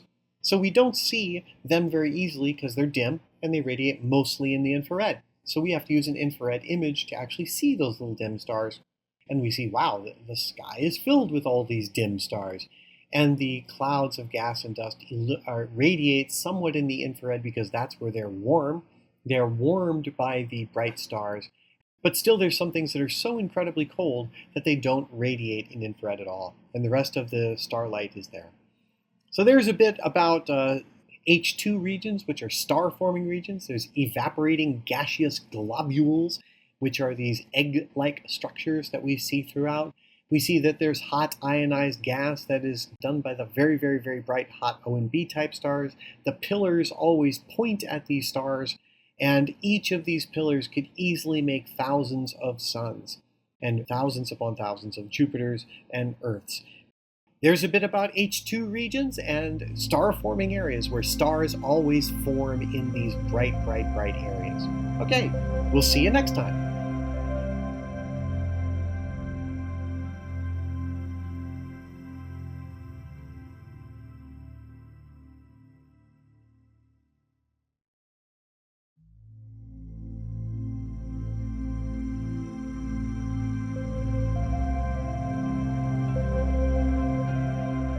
Hello, this is Jason Kendall, and welcome to the next of my introductory astronomy lectures. This time we're continuing on our star formation idea by looking at the nature of protostars. Protostars are the early seeds of stars before stars become what we call stars. So what exactly does that mean? It means that stars have a birth, they have a life, and they have a death. And they form in clusters of stars in great clouds made out of the giant molecular clouds that we saw before. They form in star clusters that appear in H2 regions and ionized gas regions filled with pillars of gas and dust. And as they form into these groups of stars, many of them, before they shine with the light of fusion in their cores, they contract under gravity and form protostars. So let's look what that means. So once again, we look at the sun, and we're going to take this with respect to the sun. The sun is very, very, very old. It's about 4.6 billion years old, and that's how old it is. And today we find it's in hydrostatic equilibrium, which means that the pressure from within that pushes the hot gas out from the center is balanced by the gravity pulling all the gas together. That's funny to think that stars are made of balls of gas, and they're totally gaseous. But yet, when people think of that, they say, well, gas doesn't have gravity. Well, of course it does. It's matter. So gravity pulls all things together. It doesn't matter what the matter is made out of, whether it's gas or liquid or solid, it pulls it together. And then the pressure at the core of the star balances it. And that balance is what we call hydrostatic equilibrium. And it's hydrostatic because the gas acts as a fluid. And we also say that stars are in thermal equilibrium because in the center of, say, the sun's power is by fusion reactions, and that fusion reaction provides the energy that keeps the pressure going against gravity. And so that energy then slowly makes its way out to the surface and emerges as light, and that, however much light comes out at the surface, that's what's actually being produced down in the core. Well, without taking into account, say, the neutrino loss, but we've got the luminosity is basically the luminosity of light and luminosity of neutrinos, add that up together, and all that must balance out the energy that's that's produced in the core, must be the amount of energy that's leaving the sun. And so how did it get that way? That's the real question. And so there's two steps to star formation. The first formation is to form a protostar. And then that is a hydrostatic equilibrium phase where pressure is balanced against gravity. And then you form a thermal equilibrium phase where the energy that's coming out of the surface is balanced by what the energy being produced in the core, and that's pre-main sequence. So we're going to look at the protostar formation phase as well as the pre-main sequence phase. So where do we see these things born? We see them born in star clusters like we've seen around. Now we know that they're formed because we're looking at the interstellar medium, and we looked at H2 regions in the previous lecture. And we also looked at giant molecular clouds. Those things are enormous clumps of gas and dust, about a parsec or so, 1/10 of a parsec in size, and they may be larger. And each of these things are about a few solar masses in size. And these clumpy giant molecular clouds have a very, very high density, and they will collapse under gravity. And so as they collapse under gravity, the most dense ones collapse first, and they collapse fastest. And as they collapse faster and faster, the pieces of them that are more dense inside the clouds collapse into other clouds, and those things rip apart inside the cloud and form little clumps that then form groups of stars. So let's begin with the concept. So there's our basic concept. You have a big, big, big, big cloud, an interstellar cloud. Something comes along and causes it to contract. Maybe it's a little bit more dense in that region. Maybe there's some shock that comes along, and we saw in previous, something counterbalances the motion of the gas and the magnetic field from the turbulence of the gas, and it starts to collapse. And as it collapses, it fragments from one side of fragment into the next. So it makes a bigger fragment, and those bigger fragments turn into littler fragments. And so now the littler stars, or little fragments, come from the bigger fragments. So you got quarters them and quarters them again. And at some point, they get to the point where the density is high enough that it actually can't fragment anymore. So it's kind of like thinking of teardrops being pinched out of a thing. So they pinch in those little nodules, and it pinches them apart. Once you get to under a certain density, it's not going to fragment anymore. All right, so then you get these adolescent young stars. The interior of the fragments begin to heat because as they collapse, any gas that you compress warms up and gets hotter and hotter. And so they're collapsing under gravity, and eventually they form the surface that's about 10,000 Kelvin, and that is the surface of a protostar. So why do they actually collapse? Because in general, when we look at individual atoms, they're moving pretty fast in these big, big, big clouds. And they move fast enough that, sure, they might get close enough together that they actually could collapse, but they have enough kinetic energy that after they get close together, they spread apart. So something has to come along to actually keep them together. They have to cool off by emitting light.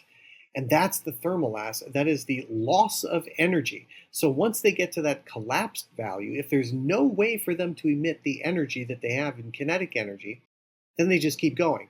But if they somehow interact with each other, and there's various processes by which they can interact, the electrons can interact, the protons can interact, they can stick and form molecules. There's many ways that they can interact and thus lose the kinetic energy. So if there's some way for them to stick together, then they can, and then they'll allow them to contract in a lump. Otherwise, they would spread apart. Well, there's a lot of different stages that they can go through. This is a nice, helpful way of determining what rough area it is and how big they are, what their densities are, and how long they're in these phases. Once a star starts to collapse out of a cloud, it takes about 2 million or so years or a couple million years for the star cloud to collapse. It's extraordinarily cold in the center of it and extraordinarily cold in the surface, and it pretty much has almost no, it's only about 1,000 particles per cubic centimeter or a billion particles per cubic meter, and the diameter is enormous. It's on the order of a few light years. Now, when they start to collapse, the central temperature rises a little bit, and it lasts. And the central temperature is a fragment. It's that first fragmentary sec. The density raises by a factor of 1,000, and it drops by a factor of 100 in terms of diameter. And it's really in basically free fall. So we can think of the cloud fragment as free fall. And then, so when the core temperature reaches about 10,000 Kelvin, that can balance against the gravitational pull. And now we're in hydrostatic equilibrium. And that's the first element of a protostar. The protostar then balances out at that third set. The density is increased by a factor of 1,000,000, and the diameter is again decreased by a factor of 100, and now we're about 10,000 degrees in the center. That lasts for about 100,000 years or so. And then about 1,000,000 years more, for something about the size of the sun, it'll be a protostar. And the protostar means the collapse that occurs gets emitted in the form of light. And so the central temperature is about 1,000,000. We still do not have fusion happening in the core, but it's just incredibly hot. It's wildly dense. It's now 10 to the 15th times more dense in the core than it was when it was a cloud.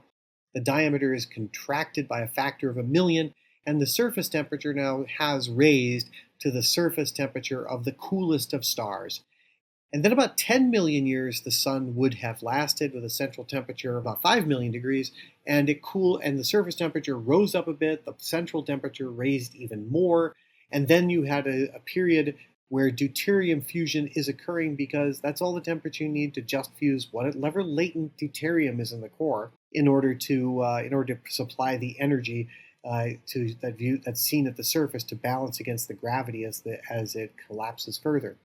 It takes about 30 million years to get to the next stage, which is its first zero-age mean sequence time. It'll go down to about 10 million Kelvin, where deuterium burning becomes much more prevalent throughout the entire core. A core structure develops, an envelope structure develops. There is not much left around the star. The protostar envelope is now gone, and the star itself is revealed as an individual object, and the central temperature is incredibly hot. Incredibly dense. It's 10 to the 22nd times more dense than it was as a cloud. The diameter now has shrunk down to the size of a typical star, about 1,000,000 kilometers across. And then the last stage is the main sequence lifetime of the star. For the sun, it will last about 10 billion years, where full proton-proton chain fusion reactions occur. So if we just look at the stuff from stages 1 through 6, we see that it collapses from a cloud into a fragment. It balances itself, the gravitational pull balances itself by the heat coming out from the center, and the protostar itself goes through 2 phases where it's incredibly hot in the center, but not yet fusion hasn't started, and then finally deuterium-only fusion has started, but it's not hot enough for a proton to intersect with another proton until the core temperature is about 15 million Kelvin. So how do we make protostars? Well, protostars start out of these cores. Remember we saw like the evaporating gaseous globules in the Eagle Nebula, as well as in the Trifid Nebula, and all over the place in these dense star-forming regions. The cores start out as low density. They're kind of transparent, mostly transparent. Photons get out, and that keeps the gas cool. Remember, that's how the gas can actually collapse, is that the light has to be able to get out such that you can still keep collapsing. But there comes a point where it becomes opaque, and then the light gets trapped. So then the gas starts to heat up. Then the pressure starts to build up because the gas is heating up, and that's the old that is the normal PV equals NKT, which is the ideal gas law. Pressure builds up, and that becomes hydrostatic equilibrium because now the pressure balances against the gravity because it's become dense and hot, and none of the light escapes. So it becomes basically like a big ball of opaque gas. So now the protostellar core continues to grow because stuff flows down into the core. Gravity is still working on it, and it's not that it stopped collapsing. It's that the core is growing because material in the surrounding cloud is simply too opaque to actually let the light out. Now, the protostar phase, as we've discussed before, lasts only up to at most 100,000 years, and it's got this temporary sort of hydrostatic equilibrium because this isn't going to last long because there's stuff raining into the core from outside, but it's still balancing the pressure versus the temperature is from the outside, and it remains deeply embedded inside of the parent gas. Now, this is a short-lived stage in the star's life, very, very, very short-lived stage. And short-lived means they're hard to find because when you do go try to find a protostar, you have to look in very, very special places because if something lasts a long time, it's easier to find and there's more of them. If something doesn't last a long time, there will be innately fewer of them around. And since protostars only live a short period of time, that means they're hard to find in the sky. Protostars themselves have disks. As they rotate, they have a preferential rotation to the gas, so that actually collapses along the rotational axis, and then matter can fall along the poles of this rotation axis of a big disk, and then matter along the equator falls slowly in because it's rotating around, and so it'll take time for it to lose that rotational energy. So it can fall along the poles, but it'll spin along the equator. And the result is that the infalling gas looks like pancakes. So you get these flattened disks around the equator of a protostar. But eventually, the protostar forms and becomes so hot that the disk of material starts to become cleared away. The heat and energy from the light pouring out from the young baby star becomes incredibly intense and destroys the outer areas of the disk that surrounds the baby protostar. Then, as the disk forms, some of the matter falls onto the remaining star, and the rest might form planets. And in fact, the Kepler Space Telescope, one of the most important results in the last 10 years, is that the Kepler Space Telescope has found that pretty much every star in the sky has planets, so these protostellar disks form planets all the time. In fact, it's very seldom that they don't. And so observations in the sky show that these disks get cleared away in a few million years, and then the dust grains and little pebbles and rocks take a lot longer because those things get cleared and turned into planets, and they become comets or asteroids or just basically zodiacal light that we see around the Earth. And these dusty debris-ridden disks are frequently found about young stars. So how does a protostar then become a star? Well, they shine because they're hotter than their surroundings. Remember, the rest of the stellar nursery is just a big cloud of gas and dust. Now, protostars are really, really hot in their cores, and so they emit an enormous amount of light in infrared or visible light, depending on the surroundings. Now, the energy source, they've got to need an energy source, but can't do nuclear fusion in the core in order to stay hot. That energy source is gravitational contraction. So as the protostar shrinks slowly, it releases the gravitational energy in the form of heat, which then gets radiated in the form of light. So you take a big cloud, let it collapse under gravity, it gets hot. When things get hot, they glow. And by hot, we can even mean 100 Kelvin or 200 Kelvin or 1,000 Kelvin. And that gets enough to release the gravitational energy in the form of light. Half of this energy goes into photons, and the other half goes into heating the core. So some of it doesn't come out because it's dense enough in order to make the kinetic energy of the atoms and molecules go in no longer molecules because it's too hot for molecules and no longer hot for atoms because they'll be all ionized in the core, and the rest of the core becomes heated. So how long can it do this? Well, the reason it can only do this for a very short period of time, comparatively speaking, and we call this the Kelvin-Helmholtz time scale. And that's how long something can shine only by gravitational contraction. And this is something we talked about when we looked at the age of the sun, and this is the exact process that Kelvin and Helmholtz tried to use when people did not know that nuclear fusion existed. So this time scale basically says the gravitational binding energy, which is the mass squared divided by the size of the object, radius squared, and you compare that to the luminosity. So the m squared over r, now where does that come from? Remember, the force due to gravity equals the Newton's gravitational constant times the mass of one thing times the mass of another thing divided by the distance between them squared. But the energy that's obtained by something falling in a gravitational field is simply the force times the distance through which it falls. And g is just some constant. So really we have the self-gravitation of the object is just the mass squared of it, because it's all gravitating on itself. It's just self on self, so mass on me. So the two masses are, well, itself. So you can think of it, the gravitational force can be multiplied by the size of it to give you just an m squared over r.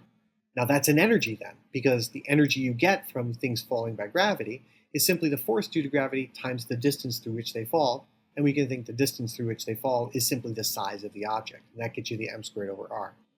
Now that energy gets radiated. So the L is luminosity, energy radiated per second. So if you take the gravitational potential energy, which is proportional to the square of the mass of the object divided by the size of it, and then you divide it by the luminosity of it, you get a characteristic time scale for it to emit all of its energy. So one solar mass might live about 30 million years as a protostar, and the higher the mass, the shorter the time, because the luminosity is much, much greater for higher mass objects. So the mass squared over r is roughly the same for most stars, when you're talking even one solar mass or half a mass up to like 10 or 15 solar masses, but the luminosity goes up a lot. It goes up by factors of a million or 10 to the fifth between these small stars and these big ones. So the bigger they are, the more massive they are much, much, much more luminous for a larger mass. So the mass squared over r does not rise as quickly as the luminosity. So the Kelvin-Helmholtz timescale is shorter for more massive stars. All right, so this kind of shows the tracks that they do, and we thought about the idea of an evolutionary track, or where the star appears on the main sequence as a function of time. So we can have a big, big, big cloud, which could be a range of starting luminosities and masses, and if it's a little bitty star, it'll start off fairly luminous, maybe much more luminous than the sun, and then as it contracts, it will get smaller and smaller and smaller, and less luminous because it's physically smaller. A star like the sun will contract much more quickly, and it'll have that kind of kinky loop in it, and that's because deuterium burning is occurring. Once it gets to that loop, even more massive, it ends on the main sequence higher and higher and higher up. So we look at a 15 solar mass, it has incredibly short time scale on the order of tens of thousands of years to form from a cloud down to a hot O and B type star. But a little bitty half-mass solar star will take hundreds of millions of years, if not even longer, for it to reach the main sequence on these tracks. So the length of time on each of these tracks depends on the mass. So the 0.5 solar mass thing will take a long, long, long time to run that arrow, but a 15 solar mass star will rip across that arrow incredibly quickly. And so that's why we see in star clusters and star birth regions, we see the brightest, hottest stars forming first, because they form before the cloud gets used up or gets dispersed. But the little tiny ones are prevalent everywhere because they take a long time to form, and they keep forming and forming and forming and collapsing, and eventually they get formed, but not until all the big stars are dead.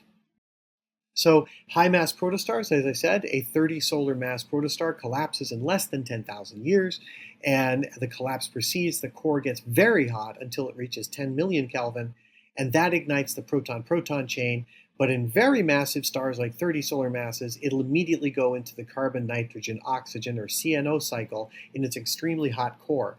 And when it does that, those hot stars ionize the remaining interstellar medium, create those H2 regions we talked about last time, and they completely destroy all of the remaining gaseous areas, forming what we saw last time as a Stromgren sphere. That's what high-mass protostars do, and they go really fast. The lowest mass protostar, though, takes a long time. Something about the mass of the sun takes about 2 to 10 or tens of millions of years, and something 2/10 the mass of the sun can take up to 1 billion years to form. So there are some protostars that have just started forming that actually only just formed 1 billion years ago, or 3 billion years ago. The sun's about 4.5 billion years old, but yet some of those stars formed well after the Earth was formed, well after all the planets were formed, and even well after the first emergence of life on our Earth. So even after the sun was formed and all the planets were formed, there were still little M-type stars that were from the nebula out of which the sun formed that still hadn't formed before life formed on Earth. Now eventually, for just low-mass stars, that when the core temperature gets to about 10 million Kelvin, that's when proton-proton chain fusion, and that's what we talked about in the sun. And the stellar wind also then blows away the cocoon that surrounds it, and there's a remaining disk, and it's gone, and then it becomes a main sequence star. So the end of the protostar phase is the main sequence phase. And what we call that the zero-age main sequence, or ZAMS, which is a great thing. ZAMS, zero-age main sequence. The core heats up, hydrogen fusion runs faster and faster. That's where that little kink is in those tracks. And the core temperature rises and the pressure rises, the collapse slows down, and finally it gets into a total balance where pressure inside equals the gravity outside. That stops the collapse. But until the luminosity of the star is balanced by the energy that's created in the core, you don't have thermal equilibrium. Once both of those have been achieved, hydrostatic equilibrium by pressure balancing gravity, and thermal equilibrium with proton-proton chain providing the energy that's being lost by the luminosity, then you have what's called a zero-age main sequence star, and it lives on the main sequence now for the sun for 10 billion years before it starts doing things different. Now the smallest mass that you can possibly have for a star is about 8% of the mass of the sun. Below that mass, it's never hot enough to ignite proton-proton chain or CNO cycle type hydrogen fusion. And we call those things brown dwarfs. And brown dwarfs are just literally only a little bit bigger than the planet Jupiter. And we call them super Jupiters because their properties are really weird. They do generate energy because of the Kelvin-Helmholtz mechanism by contraction under gravity. There's now significant numbers that are known because of the Wide Field Infrared Survey Explorer, which is the WISE telescope, as well as others like the Spitzer Space Telescope has been able to discover many of these. And they shine almost exclusively in the infrared, and those are what we call the T-dwarf stars. They are remember we had the OBAF, GKM, L, and T, and the T-type dwarfs are the brown dwarfs. They're just not much bigger than Jupiter's.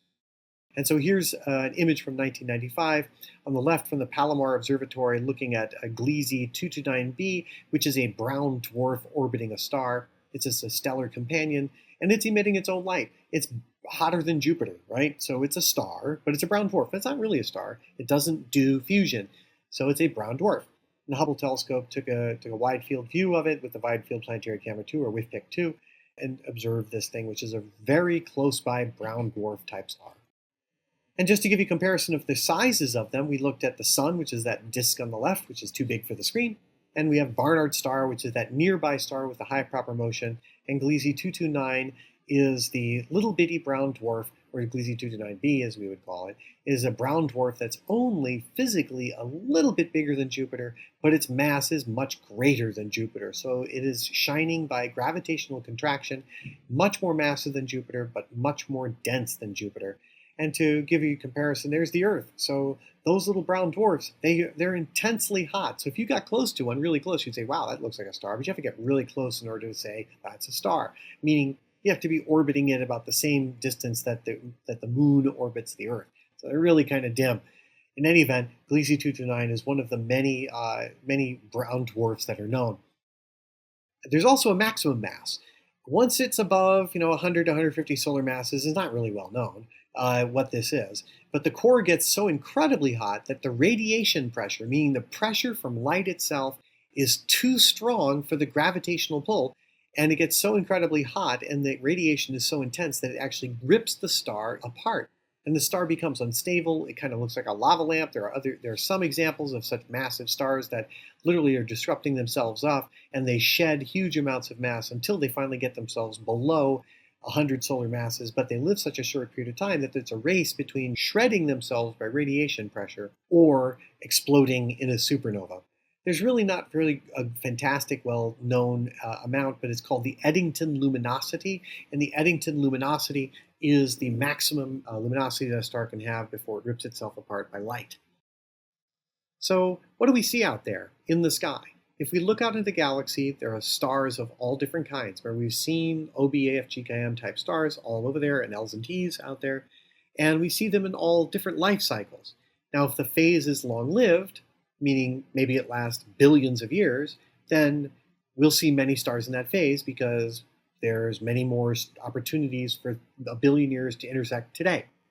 If the phase is extraordinarily short, say 10,000 years or so, we will only see a very few stars in that phase because the probability of a star in that phase being in that phase is very short compared to small compared to that. Now, the pre-main sequences phase is longer because of the longer Kelvin-Helmholtz time scale, so we're going to see mostly low-mass protostars if we see protostars. But actually finding a high-mass protostar is extraordinarily difficult because the time frame is very short for them. But the main sequence phase is what we see most stars in the sky. Almost every star you see in the sky is a main sequence star, except for the supergiants and giants. So 80% of the stars in the sky that we see, 70-80% are main sequence. And since that phase is extremely long, we see more main sequence stars in the sky than giants. We also see more main sequence stars than protostars. How long's the main sequence phase? It just depends. Depends on the type of star we're looking at. And if we look at the types of stars that we can actually observe in the sky, it's all dependent upon the nature of their masses. Low-mass stars, low-mass protostars, which are in the lower left, as they begin as tiny, tiny protostars, they become brown dwarfs, and they stay brown dwarfs. Once a brown dwarf, always a brown dwarf. They don't do anything else except that. Well, that's kind of like a Jupiter sort of thing, a super Jupiter that we saw like Gliese 229b. More massive protostars become red dwarfs, which are M-type stars. And M-type stars stay red dwarfs for a very long period of time. They might swell up a little bit as they age, but eventually they run out of fuel and become white dwarfs. Stars like the Sun, in their protostellar phase, live as main sequence stars for about 10 billion years or so. Oh, and red dwarfs, they last about 1 trillion years or so. So there are no red dwarfs that have ever become white dwarfs in the history of the entire universe. A star like the Sun lives 10 billion years, it becomes a red giant and a planetary nebula, and stars a bit more massive than the Sun, up to say about 8 solar masses, also become planetary nebulae, become white dwarfs. Then stars that are much more massive, like say 8 times the mass of the Sun, become blue supergiants, then become red giants, then expel huge amounts of material as a blue giant, and go into a supernova phase, which we'll talk about in a few lectures, and they explode, leaving behind a neutron star.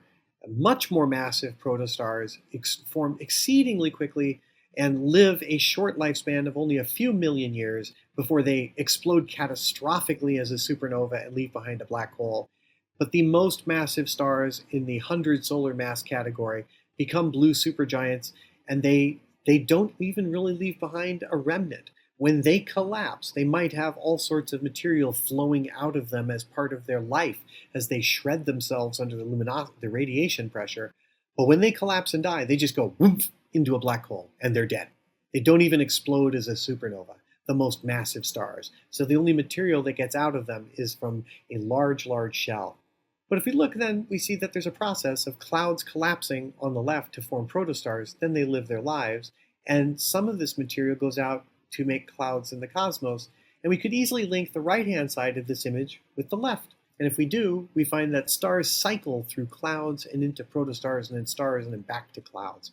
From ashes to ashes and dust to dust we go, as the phrase is. So stars like the Sun are formed when a cloud of dust collapses under its gravitational force, collapses, and its center becomes hotter until fusion begins. And that's our classic idea. Eventually, it forms planetary disks that form planets, and at the end of the course, we'll talk about planetary formation and planets themselves, but we're mostly concerned about the formation of protostars into pre-main sequence stars.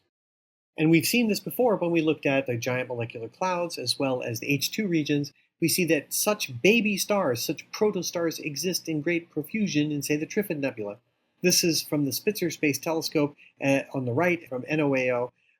picture with Hubble insets on the left, and the arrows point to the protostars. But these little tiny protostars are little tiny M and L and T type stars that emit only in the infrared. In fact, on the visible light image, we don't see them all, so these would be L and T type dwarf type stars, or protostars inside of their embryonic cocoons and still have not emerged.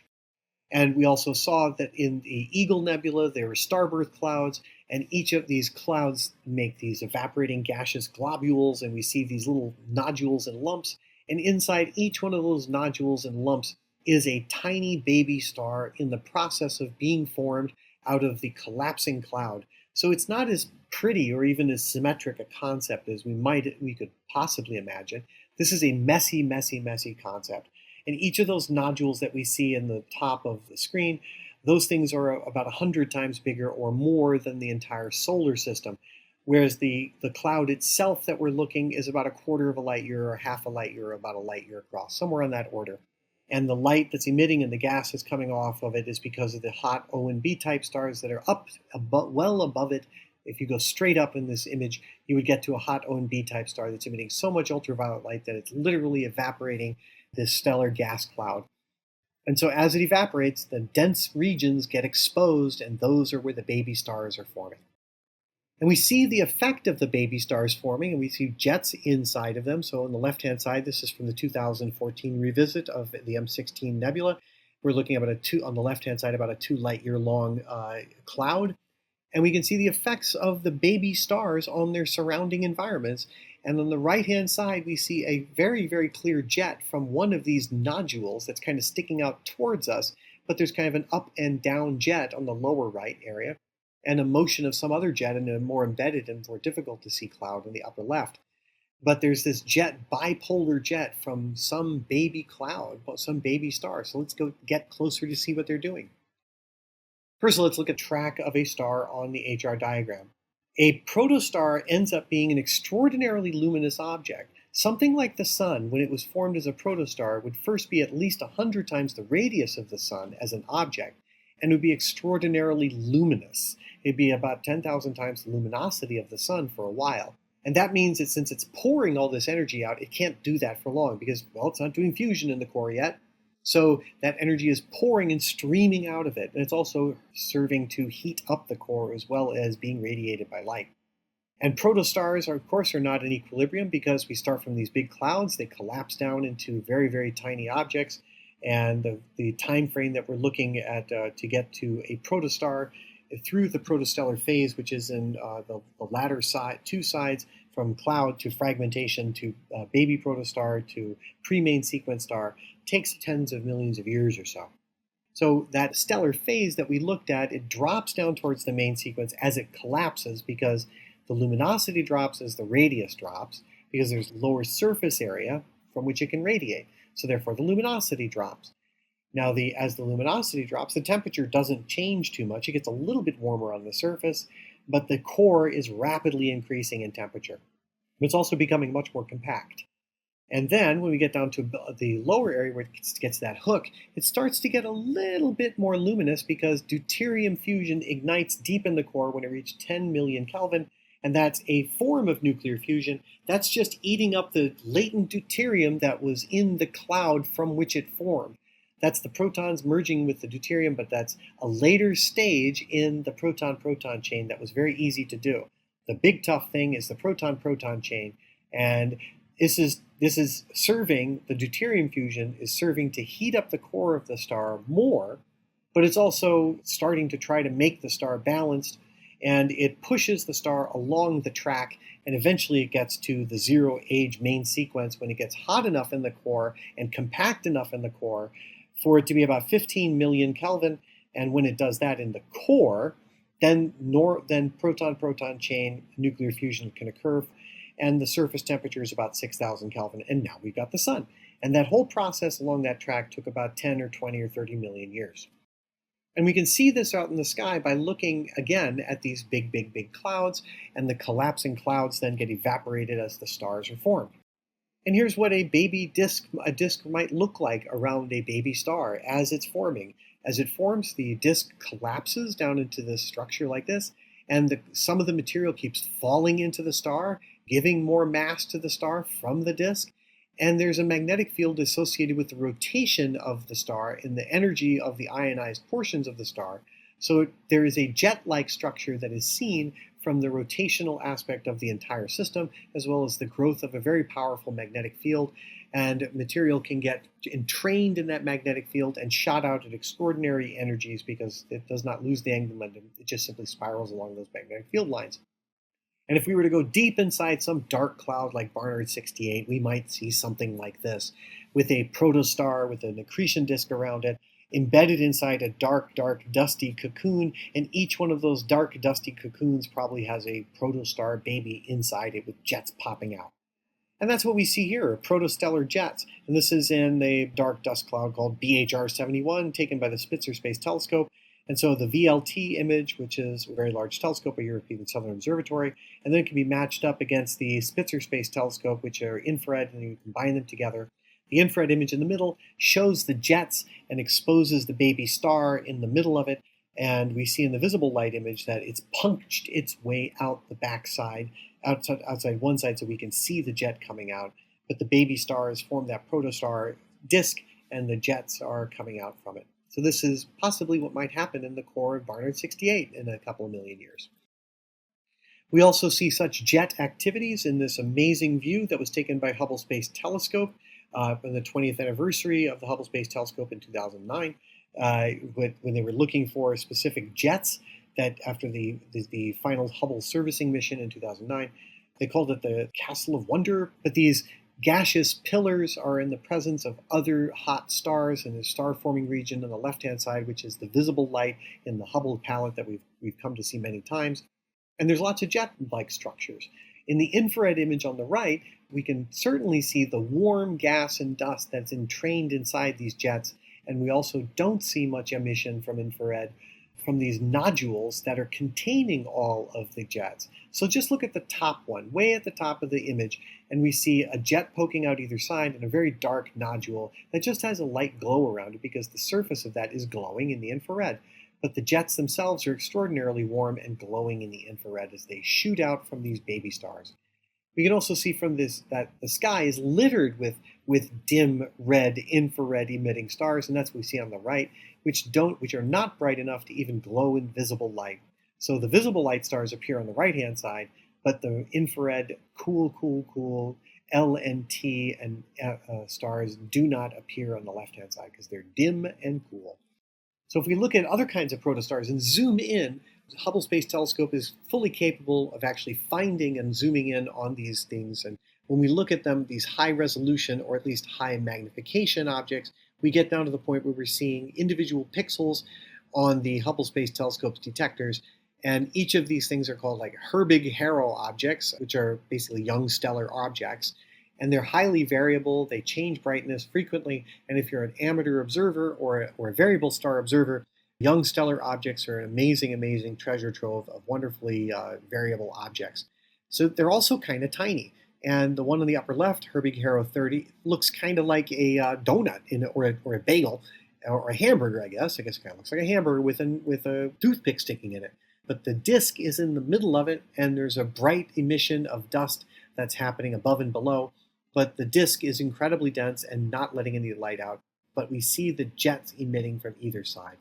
Now, the disk itself is extraordinarily large and is about, remember, the 100 astronomical units is about as far as the Voyager spacecraft has gone since its launch in 1977. So half the width of one of those bars is how far the Voyager has gone.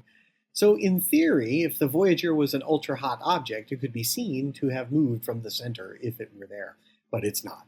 You can see the dark bands, especially in the upper right. The upper right one shows the disk is so incredibly dense that it doesn't let any light out. And we see jet-like structures in the lower left, and then we see contamination by a foreground star.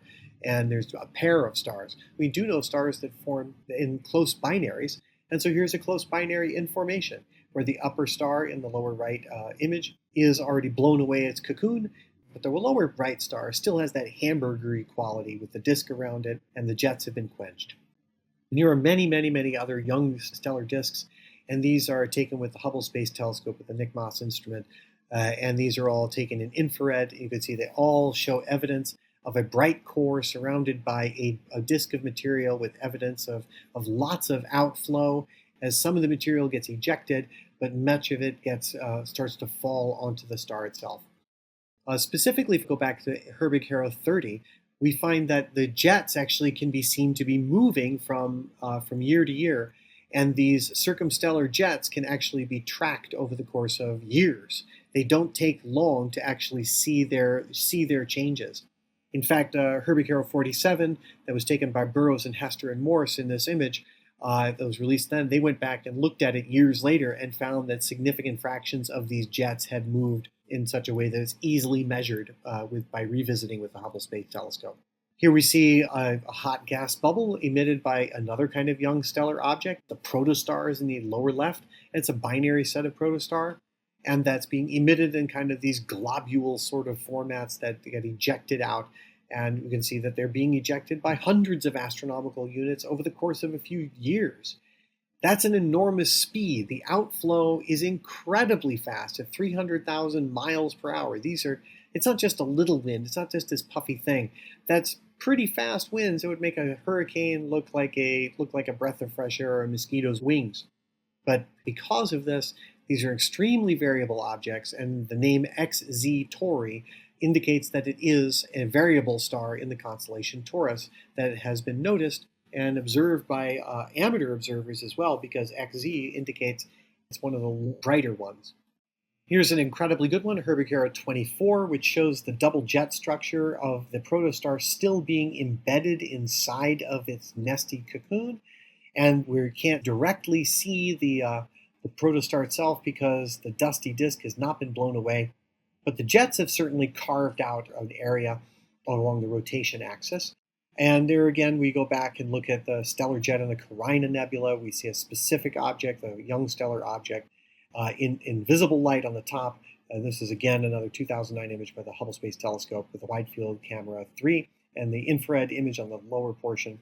We definitely see the jet-like structure puncturing out of the ghostly gas that's just warm enough to emit in infrared. But the jets themselves are extremely warm and show up brightly in infrared. We get this kind of flow where we start with a cloud that's collapsing, but it has some preferential rotation, just a little bit, and that just a little bit rotation causes it to collapse, but it can't collapse along where it's spinning. So it gets flung out a little bit along the rotation axis, and so it can't collapse radially except along the axis of rotation. It can't collapse in from the disk, but it can collapse along the rotation axis to form a disk.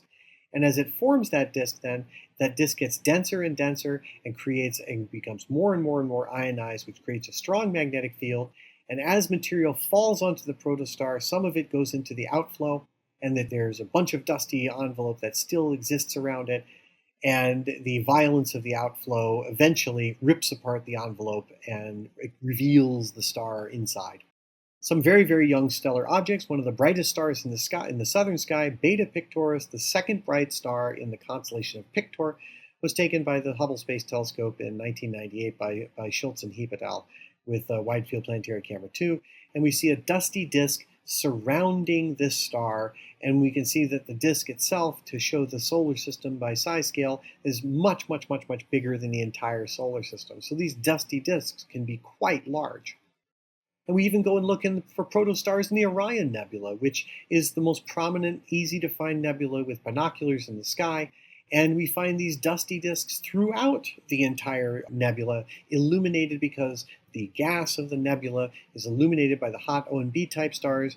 And then when the little bitty protostars, the dense disks, are formed, they can show up as dark patches with a bright red core in the middle, with the protostar forming inside of them, or the pre-main sequence star in the center, with a protoplanetary disk around them. And some of these protoplanetary disks are almost completely shown, and if they're too close to the center of the star nebula, then they will become evaporated and they kind of look like tadpoles. But the jets try to form as they shoot one way, and if the jet can shield the star before the O and B star explodes, it can form actually a shield, which allows the protoplanetary disk to get bigger. and that's kind of the upper left one. But then we look at the lower left one. That one's being ablated. Its jet would be oriented the wrong way, so the disk is getting eaten away, and so it gets warmer, but the disk is going to get destroyed. So we see that these planetary disks can come in all sorts of rotations, and the streams of particles that come out from the trapezium stars, as well as the hot ionizing radiation. There's a big race against time for these disks to form against the irradiation of the O and B stars of the trapezium, the four core stars of the Orion Nebula. And here is an incredible view of some really tiny young stars, and each of these would be called protoplanetary disks, or proplyds, which is a really funny thing. And at that distance of about 1,500 light years, this image is only about just a little less than a quarter of a light year across. So we're seeing 5 little protoplanetary disks inside an area that's about a quarter light year across. And that's the beginnings of a very loose star cluster. And if we zoom in on a particular one, we see a protoplanetary disk silhouetted against the Orion Nebula. It typically isn't green, but that's, again, the Hubble Space Telescope palette, which is mostly hydrogen in the background. They just call it a green because it makes the redness show up more easily in the protoplanetary disk. And we can get even closer to get down into the tiniest fractions of the area of the volume of it by looking at the individual pixels of the Hubble Space Telescope. And this material has a huge amount of material, almost 8 times the diameter of the entire solar system. So our entire solar system can be packed into 1 or 2 of the, or 3 or 4 of the pixels in the center. And this particular starbirth field is approximately 1,500 light years away. This is the Orion Nebula, which is easily visible in telescopes. And this is only about less than 1 million years old, maybe a few 100,000 years old. And we can actually see the very beginnings of planets being formed around other stars in dark, dusty patches. And there it is, that tiny little thing embedded inside the Orion Nebula, and that's what we call a protoplanetary disk. And they're in scads. You hunt around inside that thing, you see gazillions of them inside the nebula, because the Orion Nebula is a star-forming factory. And you can see all of them have these disky structures. And remember, the Kepler Space Telescope showed us that there are basically planets around every star, so here are the disks that one day will become planets in these stellar systems. So there's what we mean by that image, and that's where that artist's image comes from, because no one's ever seen one this close, and no one's ever seen one high resolution like this. But this is the image of the artist's conception of what it might look like if we were up close. Again, we have the HR diagram to just kind of bring it home. The more massive the star, the faster it rushes along its track, and the higher up it ends on the main sequence. And we look again at these tracks. It takes, maybe for something half the mass of the sun, 150 million years to form from a cloud all the way down to a star. The sun might take 30 to 50 million years. Something more massive than the sun might take 3 million years. But something really massive might take 60,000 years. And upwards of the 30 to 50 solar mass stars take on the order of 10,000 years or less. So protostars themselves, just to summarize the entire thing, they take tens of millions of years to form for something about the mass of the sun. The central temperature goes from being extraordinarily cold to up to 15 million Kelvin. The density goes from being basically a couple hundred particles per cubic centimeter to 10 to the 21st times more dense and millions of times hotter. And the diameter shrinks by a factor of 100 million so that it can form a star. So stars start loose, something pops, they fragment, form protostars. Those protostars collapse under gravity, emitting their light. Eventually, they do some form of nuclear fusion, meaning deuterium fusion, but they don't do proton-proton chain until they finally get to 15 million Kelvin. And so protostars are the things that are formed from these giant molecular clouds, and we see these baby stars all throughout wherever we look. That's why we call the H2 regions star-forming regions.